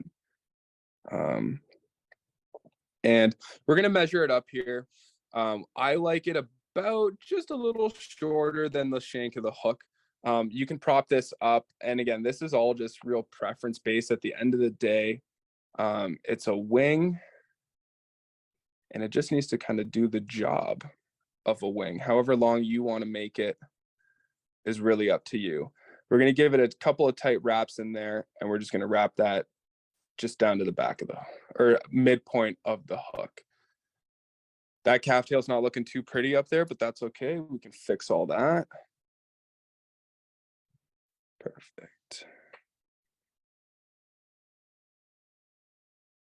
It's kind of a almost unwritten rule in fly tying that you shouldn't really kind of start trimming materials that you've kind of put in place there. But I will, if I got a couple tips that are flaring too much, don't be afraid to give them a little trim.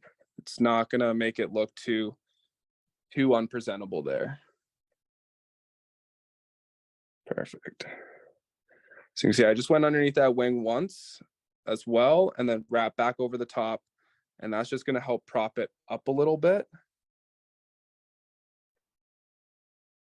come in here and just clean up that bottom a little bit.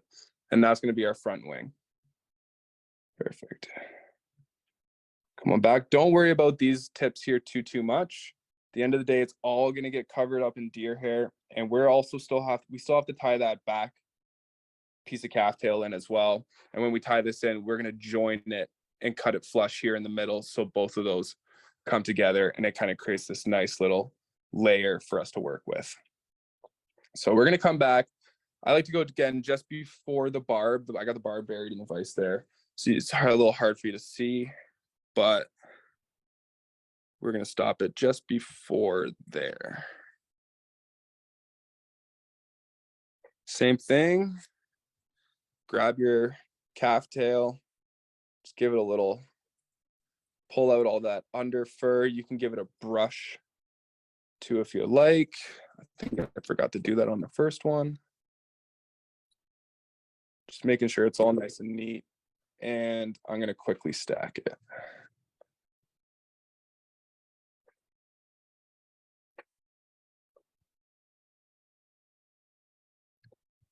Oops, that's loud.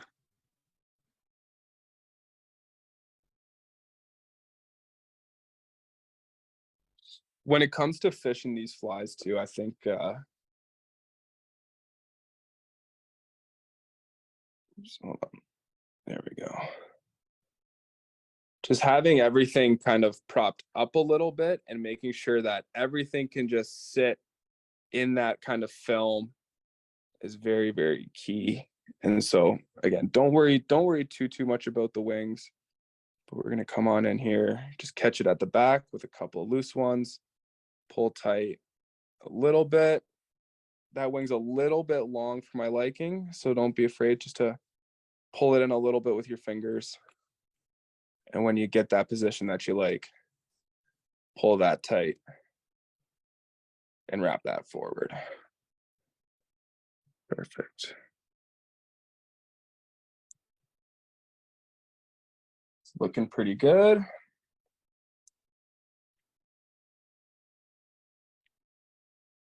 It's okay for these to look pretty buggy. At the end of the day, that's pretty much the concept. Oops. Wasn't the cleanest on filling that gap in. And if you aren't, you can just build up a thread base. Just clean up a couple of extra ends. And we're going to wrap this back down. We're going to give it a supporting wrap along that calf tail wing just to prop it up a little bit as well. And so we're going to make sure that we come towards us, kind of lift that wing up, come under and pull up towards that eye. And that's really going to kick that wing up. And now you can come over once, twice, lock it in. That's looking pretty good. And this is where if you feel like there's any little trimming that you need to do, which when it comes to calf tail, I almost feel like there always is because I'm not a pro. But that's looking pretty good. So that's for the most part. Actually, forgot to ask you this prior to it.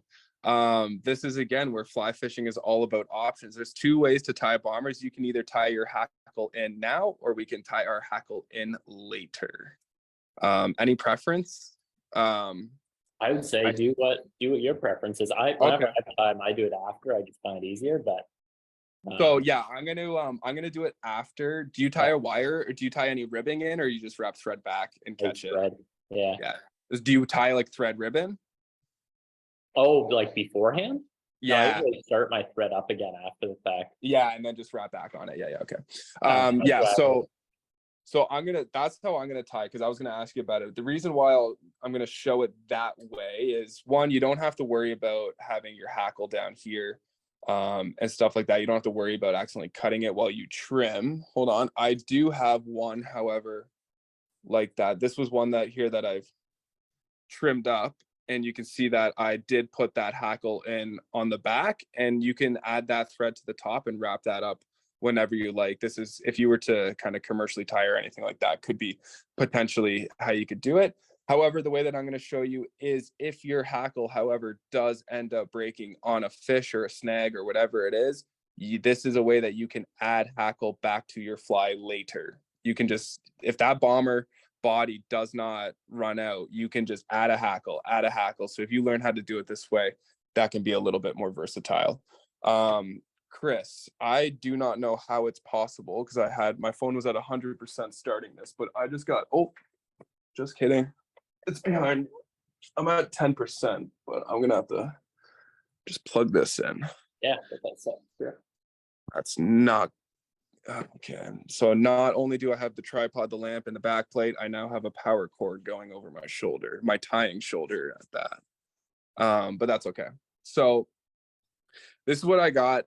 These are your Primo deer hair strips. They're fantastic. I do, however, find that they don't quite have a certain hollowness that some people like with their bombers. However, if you pack this tight enough, you're not going to have to worry about that. And I do also find that when you get that extremely hollow deer hair, sometimes that dye doesn't go through that hollowness, and it really kind of shows through white, and you kind of almost, I don't want to say get like a zebra looking kind of black bomber, but it's very much not jet black like some people might like. So for this first little clump of deer hair, I like to go pretty small, just so that when you're coming down here, oh sorry, hold on, before we go in with deer hair, we're gonna tape the wings.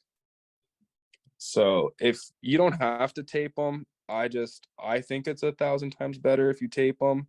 I'm probably gonna end up pulling the top piece of tape off anyway when I get to the head. I find I'm very notorious for doing it.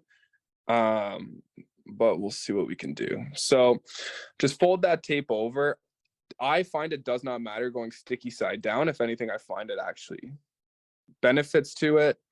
Don't worry about that stick of the tape or anything like that.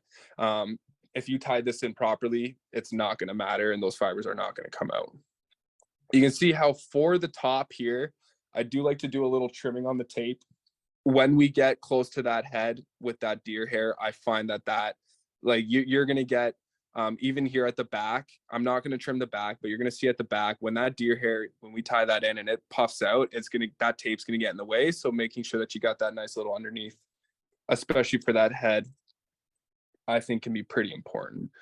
Now for the back here, I'll actually almost tape it to the vise. Kind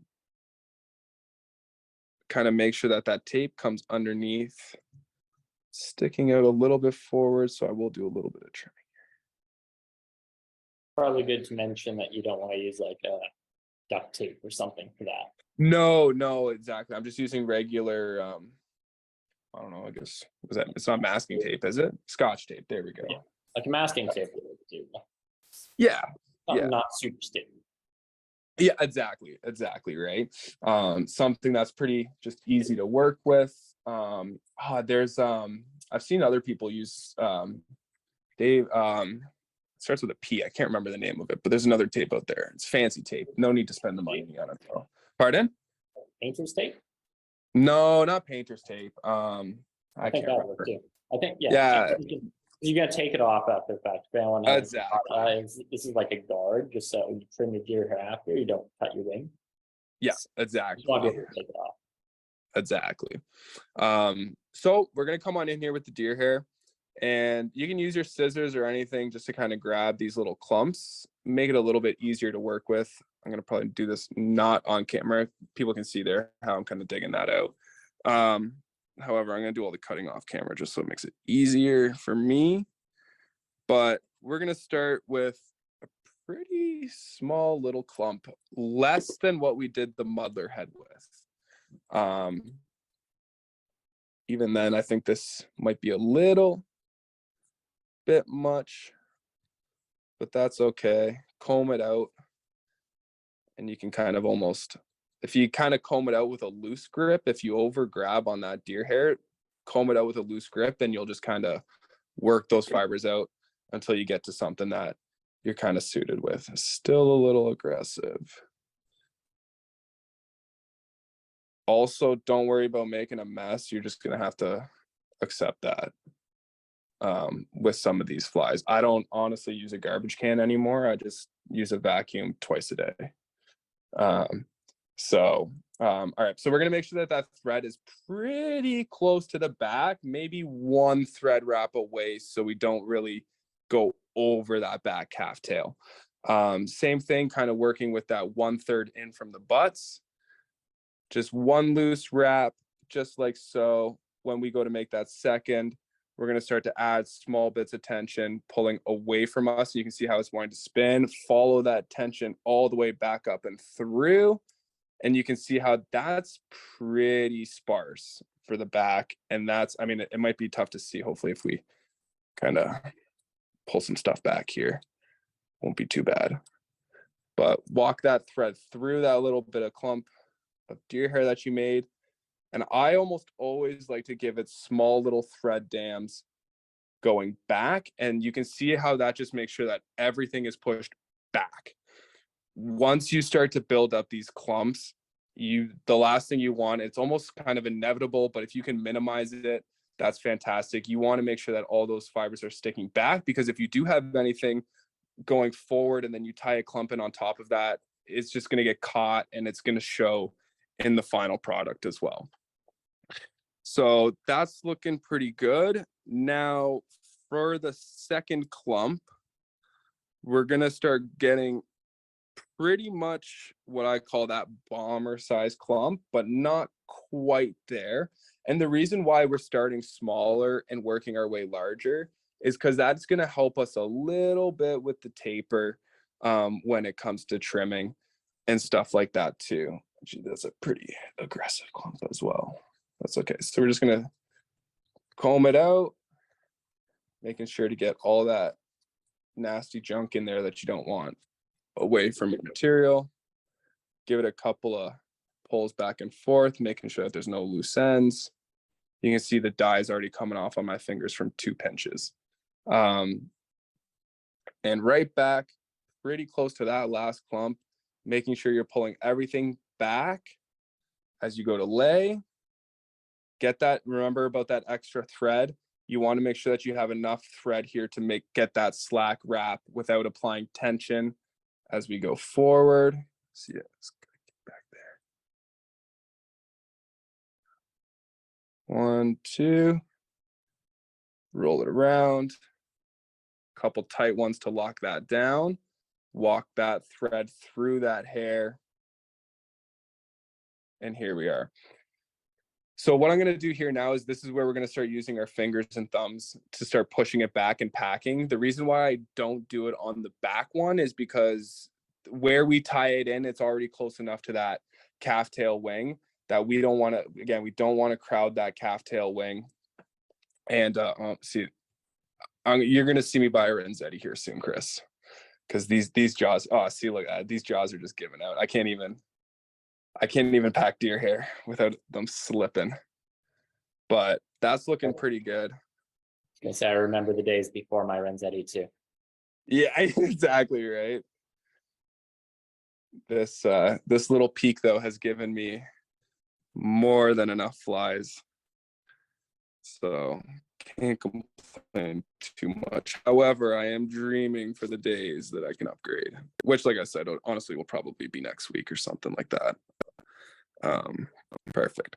So we're gonna grab our second clump, and this is where you can see it just kind of gets rinse and repeat. So if anyone has any questions about spinning deer hair as well, this might be a good time to kind of go over them while I'm kind of going over these last little clumps. So if maybe I can demonstrate anything, but otherwise we'll just kind of keep doing what we're doing, making sure we have that slack, pulling it all back, one loose wrap as we go through for that second one, making sure that you wrap with controlled tension all the way through.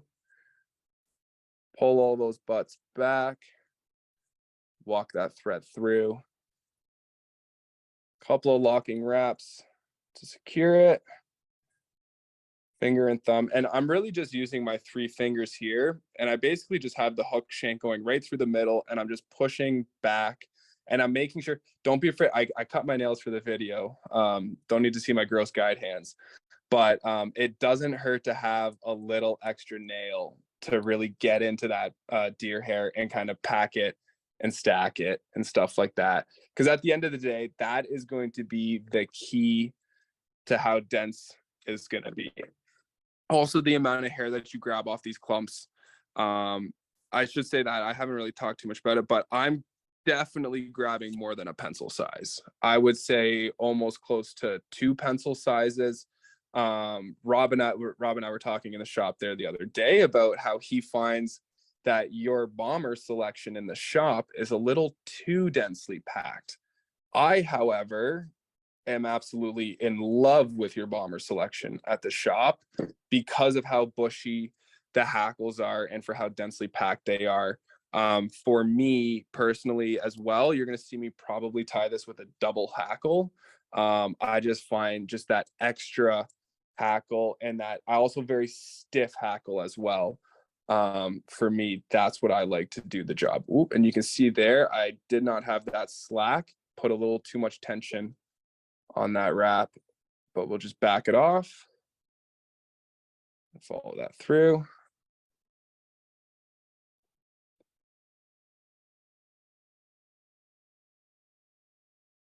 Perfect. Push that back. You can see how almost with every time you're coming in here, like things are going to start to get crowded and claustrophobic. And this is where I was talking about that little tape in the front where you might even have to retape it potentially throughout the fly. I'm going to grab a good clump here. And I'll show it to the camera. Like, that's a little hard to see, but I'll even go a little bit bigger than that. So I'd probably say about a pencil and a half. Pencil and a half is probably exactly what you're looking for.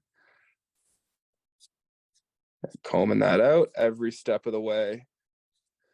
And this is where they just get tedious and monotonous. But at the I think a lot of people put too much thought into deer hair. I think a lot of people find it very just daunting off that start, and they just don't really know how to get started into it and stuff like that.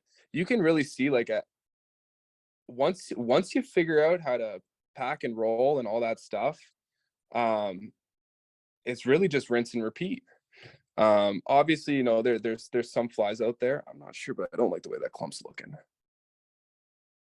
I started feeling, got a little too cocky, and I started getting quick. Perfect. Let's see what this is looking like. Okay, no, we're good. Just tape is playing tricks. Yeah, at the end of the day, like, you know, they really are just kind of like it's a rinse and repeat method. You know, there's some like frogs and stuff like that, you know, can get a little bit more intricate and stuff like that. But for the most part, they're not too bad. So we're getting pretty close here. You can see how I've almost spun a little extra on the underneath, and there's this small little gap on top. For whatever reason, I don't know why it is, that just seems to generally be how most of my flies kind of end up at this point anyway.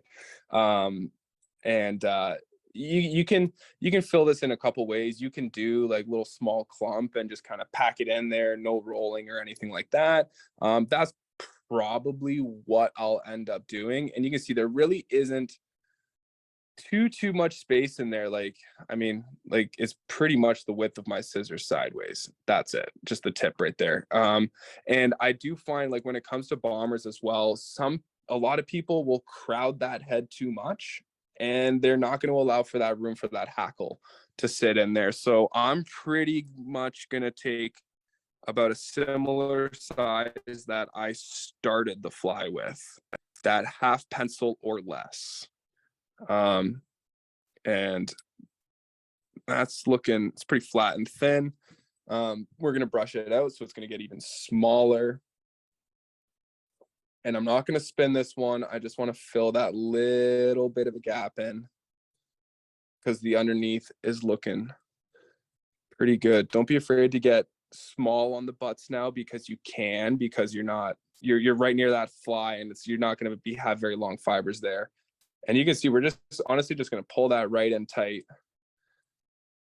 with 1 or 2 wraps, pull that up, and we're going to get that in there like so. Might have been a little bit of a big clump for it, but not too bad. So this is looking pretty good. Pretty much all that's left is just a little tie off and trim, and then add the hackle. This was also a little benefit to why I did a little bit of the trimming on that tape. You can see that the hook eye is right here underneath that tape. And so now you can pretty much flip that tape up. It's now going to expose your hook eye, and it's going to keep all that calf tail enclosed in that tape. And so now you can advance that thread forward underneath that calf tail, and you can give it a little whip without, again, trapping any fibers down, except for maybe the odd deer hair strand. And for whatever reason, I don't know why, I've always been a very big fan of the double whip as opposed to head cement or glues.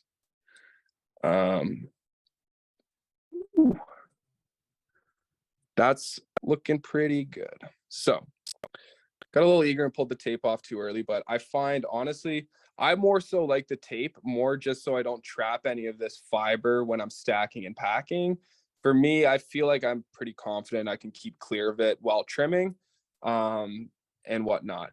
Prior to trimming these flies, though, as well, I like to just take your hand and make sure that you're pulling everything and stroking everything back up towards the head of that fly. These are going to make sure that all of those deer hair fibers are sticking perpendicular off of the hook. You don't want any of these fibers laying back, because when you wrap that hackle in, you're going to catch and pack fibers as opposed to having it weave in between and weave through. So just stroke back, make sure everything's looking pretty good. And this is where you can get pretty crazy to start, just as long as you keep clear of your wings. But I also always like to kind of work down on an angle towards the butt and then kind of work from there. But we're going to start just getting in here, and we're going to get pretty liberal with the cuts right away. You can see how on this first little incision here, you can see how you can see almost the tapered tips to all this deer hair here that's sticking out. The judging of what I would call that liberal cut is pretty much just getting rid of those tips, making sure that you just come on in here, getting all that stuff away. And you can already see what I've cut away from up here and what's left down here. That's quite substantial already. And same thing for the underneath. If you can find the hook point, and I kind of like to go from eye to hook point somewhere in there, just kind of come straight in. Careful of your tape. And this is where, before you get too carried away with your cuts too, make sure that you're letting all that deer hair fall away from you as well, so it's not kind of hindering anything or any view that you have on things, and you're not going to make any of those false cuts.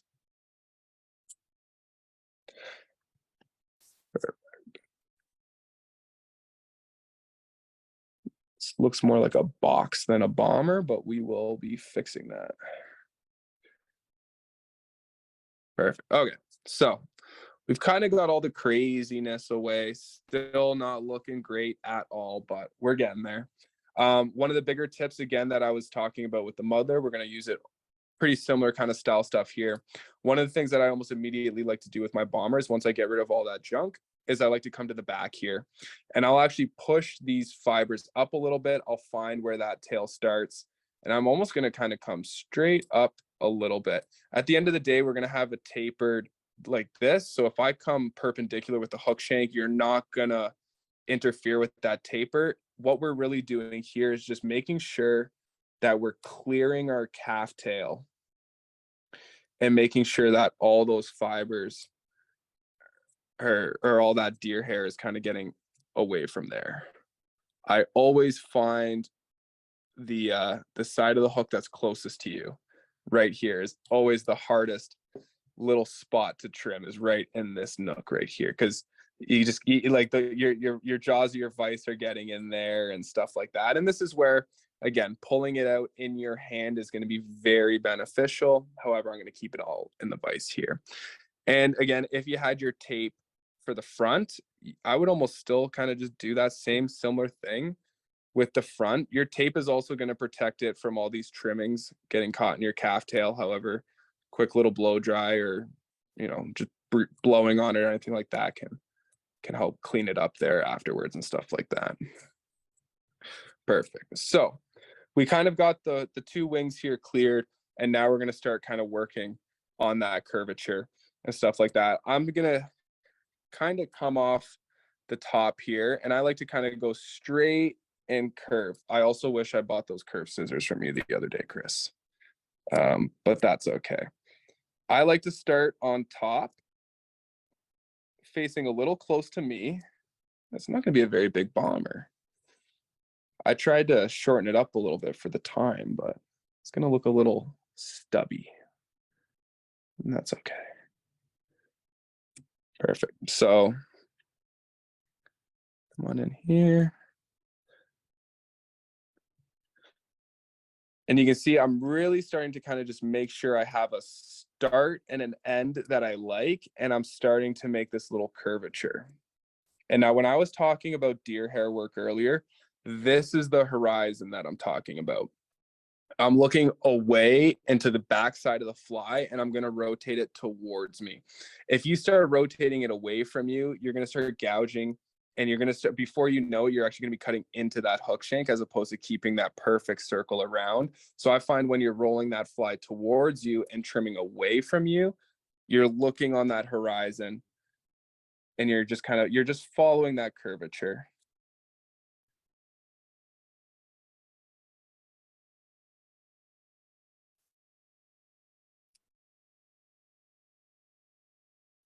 Don't be afraid to come back to that rear of the hook too, and making sure that you kind of get that little 45-degree angle going again. And that's going to help make sure that everything is staying put.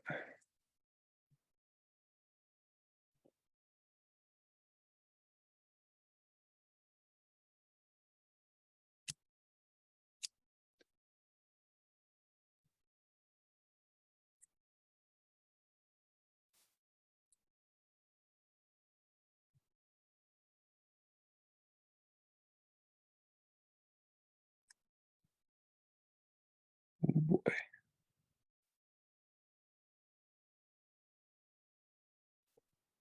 Something that I'll also, honestly, I do really like razor blades for this as well. I find razor blades can get you that really nice curvature. I don't love trimming with the scissors. I just don't have any fresh razor blades here with me now. And I also do find it's always good to be versatile. So sometimes forcing you to go one way, never a bad thing.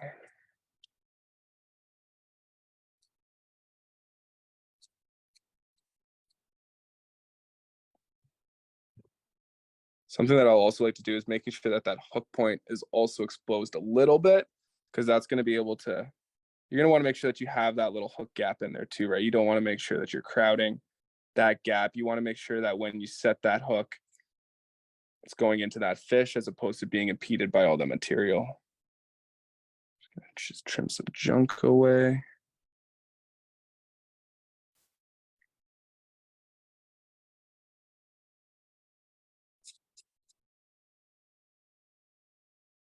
How are we doing for time? Don't worry about it. You're good. Okay. Okay. Oh boy. All right, that's good. Because I feel like I'm trimming this one up fairly quickly.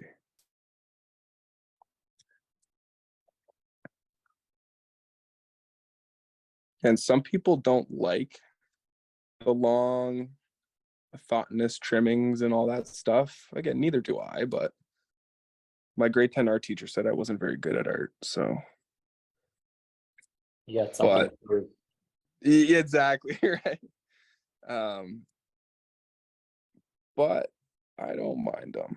This one's looking a little round. Start.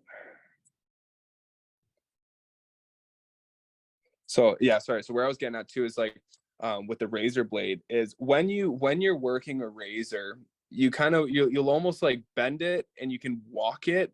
And I almost kind of call it like shearing, right? Like you're kind of like shaving and shearing. You can somewhat do that with scissors as well. You can see how I'm kind of like I'm cutting, but I'm not full cuts. I'm just slowly just kind of just moving them slightly back and forth, and I'm kind of just pushing forward with those scissors. And I find that that can as well just be a little tip to help.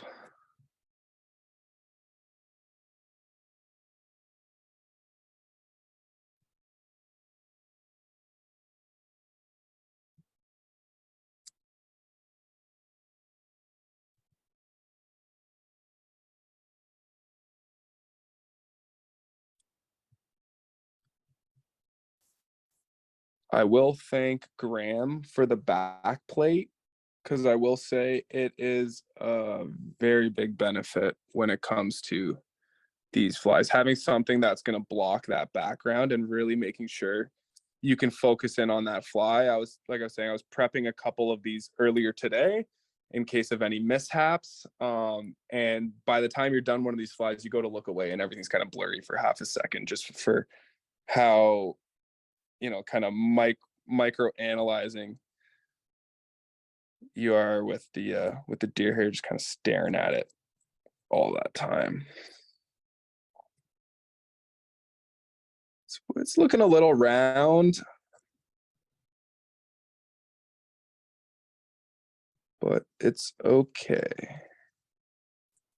We're gonna leave it like that, I think. I like to clean up this a little bit.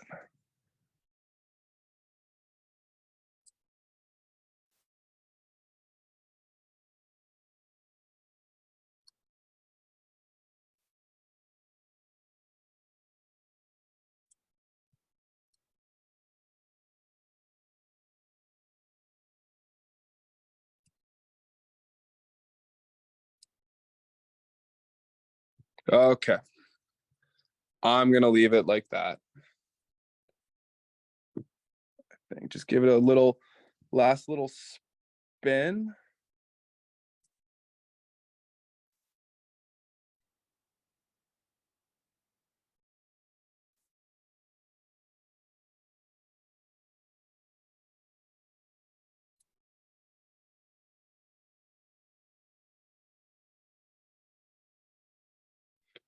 All right, that's not too bad.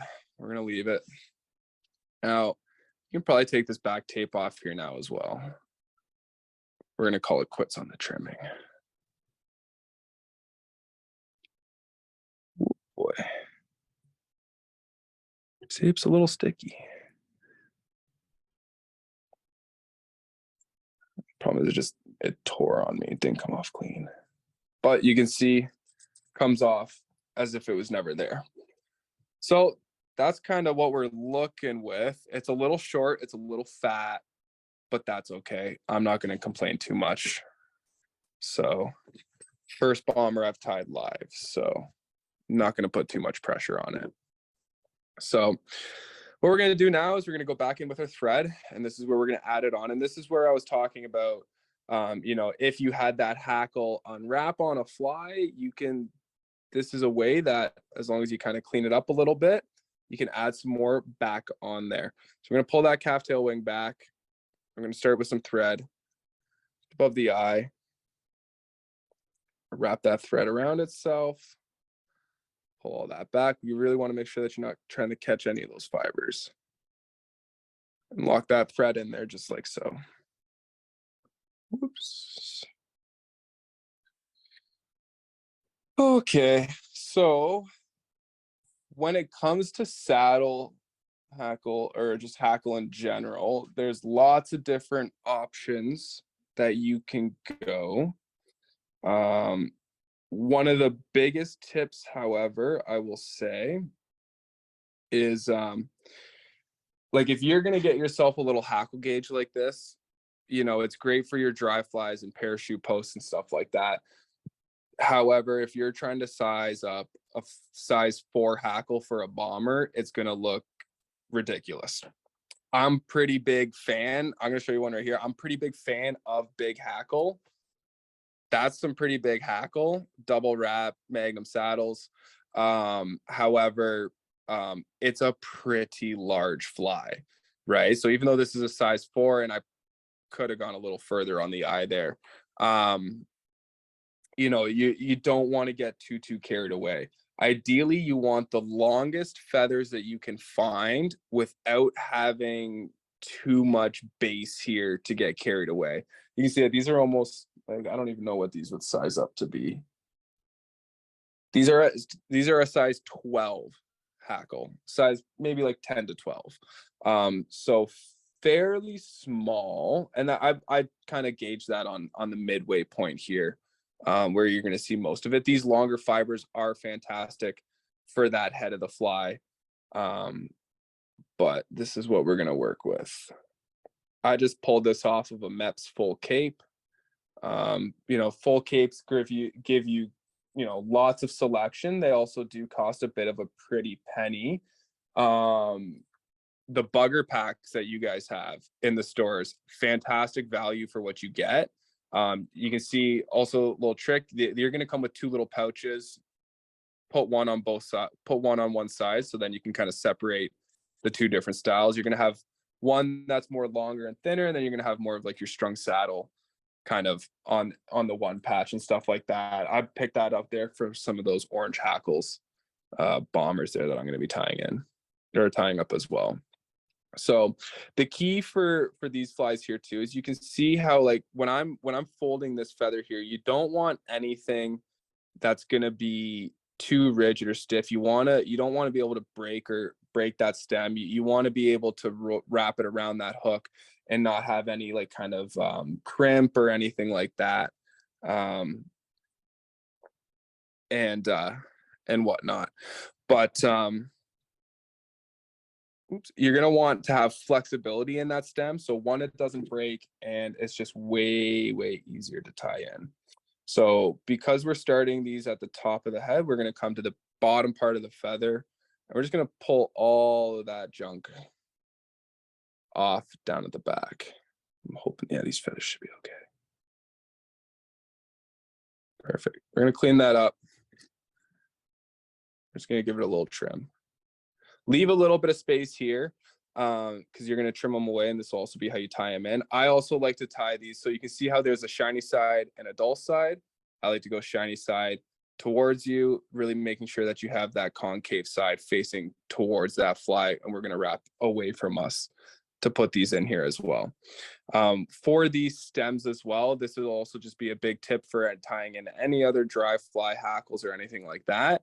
I like to go facing towards me and down on that hook as well. I find that that's just going to set these hackles up really nicely for you to be able to get those wraps in there that you need. And it's not, your hackles aren't going to want to twist on you as you're wrapping or palmering these forward or back. So you're going to come on down here, and you can pull that wing back there a little bit. Might be a little tricky just to get there, and you don't have to get too precise. You can see how I can just grab them or just catch them with that thread and then pull down however that one wanted to spin on me. And so we're going to pull them off. Might take a try or two just to get them to set.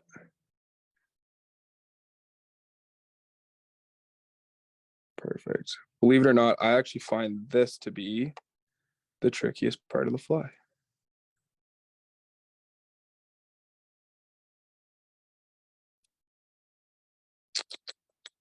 Maybe just keep one spin.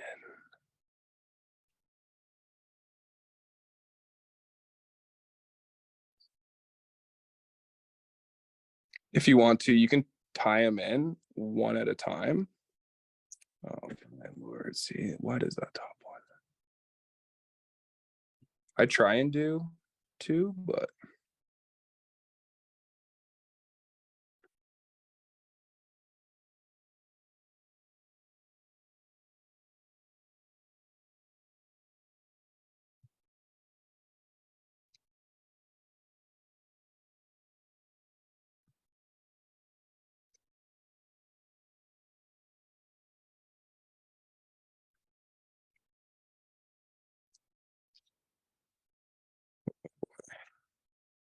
See, now we're panicking. That's okay. Where'd that second one go? I prepped these feathers. Maybe they're just not the right feathers of choice. I prepped a couple of ones in case. So they're not the only ones that I got sitting over there.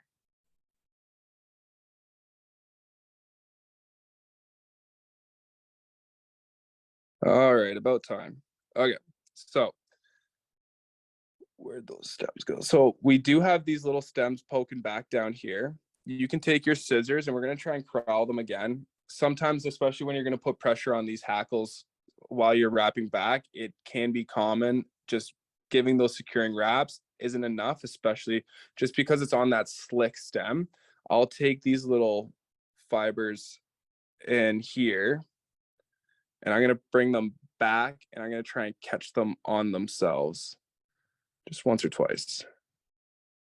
Just coming right back. We can trim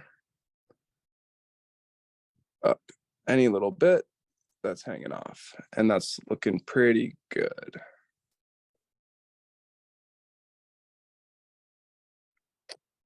Is there a question about the hackles there? Yeah, if you want to take it, Keith was asking if two hackles are always used. No, they're not. I prefer them.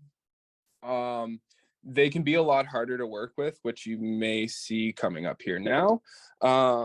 However, I prefer it just to give it that extra thickness and pop, especially when I'm tying my larger bombers. It's not uncommon for me to actually let the feathers split, and it kind of like they'll start together. Like you'll start them together at the head, but then as you make those touching turns back, they'll separate a little bit, and then you almost have just like extra hackle just really going through. You can keep them together if you like.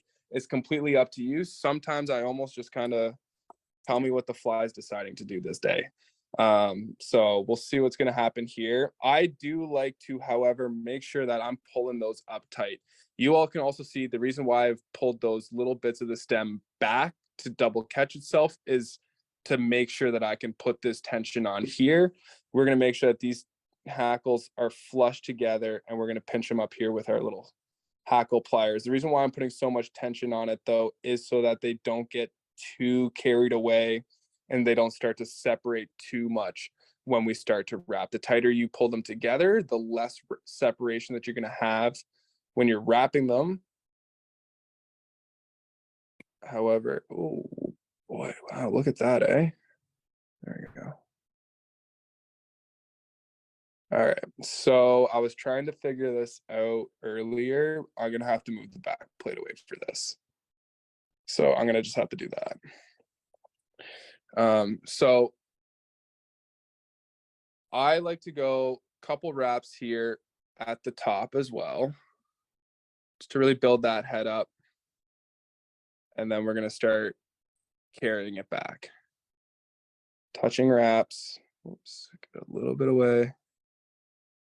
It's gonna come back. Making sure that you're cutting through the deer hair, not trapping it or clumping it or anything like such. Perfect. And you're going to come all the way back. And I like to stay in that deer hair. So when you get to the back here, I find it's very important to not put that hackle on the calf tail. If you put that hackle on the calf tail, your thread is going to want to slip off constantly when you wrap back. Make sure that that deer hair is still in that, or making sure that hackle is still in the deer hair. That's going to be one of your biggest things. So we're going to come on here now, and we're just going to kind of walk this thread back. I find the key with wrapping the thread back, though, is to find the groove that the hackle went through. You're going to counter wrap it going back forward. Hackle wasn't the cleanest at the top, but that's okay. We're going to walk this back, keep walking it through that groove that the hackle went through. And when we get to that little butt, when we go around the back, we're going to come square And we're going to now start counter wrapping back forward. This is very important here, though, that when we're counter wrapping back through, that we're really walking that thread. If you don't walk that or waddle that thread back and forth, you're going to trap all sorts of stuff like I did back there. So we're going to unwrap. There we go. Once you catch that hackle in too, with the thread at the back,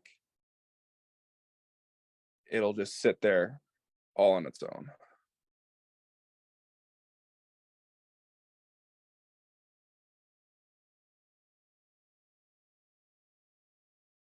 When doing this, there really should not be any time that your hackle is coming undone because of the amount of counter wrapping and locking down of those stems that you have in there. However, if it does, which it may, this is that time where, like we were saying, you can just add those hackles in at any point, anytime. Hell, you want to change the color of hackles, you can do it. That is certainly not my cleanest, but we can show it off. What is it, 9:30? That's past my bedtime. So if you caught any extra calf tail, you can just take a little bobbin or bobkin, even a little whip finish tool, and pluck them out.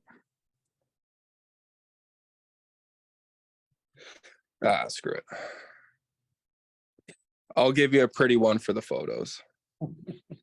Perfect. And now you can come on to the back. You can see I still have that hackle in there. Trim it off at the back. And away we are. We'll put the back plate on there. There you go. That's not looking too bad. Yeah, that's awesome. Body's a little wonky, hackle's a little wonky, messes in my lap, but wouldn't be a bomber without all that. So, and honestly, like at the end of the day, like it's just deer hair and hackle and calf tail on a hook. It's really just 3 materials, and you know, the more you do them, the better you'll get. Like I said, your bomber selection in the shop has just been hands down for a couple of years now. It's been a little while since I've needed to tie them. This is a box that I've tied myself, and now this is my Drift Outfitters bomber box. So I got a combination of both, no shortage of them. As you can see, I got 2 kind of little craft trays there full of them. But like I said, the ones, if anybody also, when it comes to just tying flies in general, I think it's very, very, very important to have a replica in front of you, at least if you're something that you're starting just to get familiar with, or a fly that you're working with. Go into the shop, go and buy a couple of bombers. You guys have cigars, you got wolf styles, you got them all. And so, you know, go and pick up a couple of them just to give yourself some reference, and then you can start spinning some up when you're home by yourself, and you can have that template for you there in front of you. But at the end of the day, I mean, I've seen some ugly bugs get fished and produce. Well, if anyone wants to see an ugly one, they just have to Google a Carter bug. Oh, so the Carter. So I don't use too many bugs. However, little brown and grizzly hackled Carter bug with a little chartreuse butt can be absolutely deadly. And then the only other bugs that I'll really use, I guess, would be a shady lady and a green machine. For anybody wondering what a shady lady is literally just a green machine with the undercolor colors, or with the Undertaker colors. Basically it. So black deer hair and then black hackle with your green and orange butt and silver tinsel.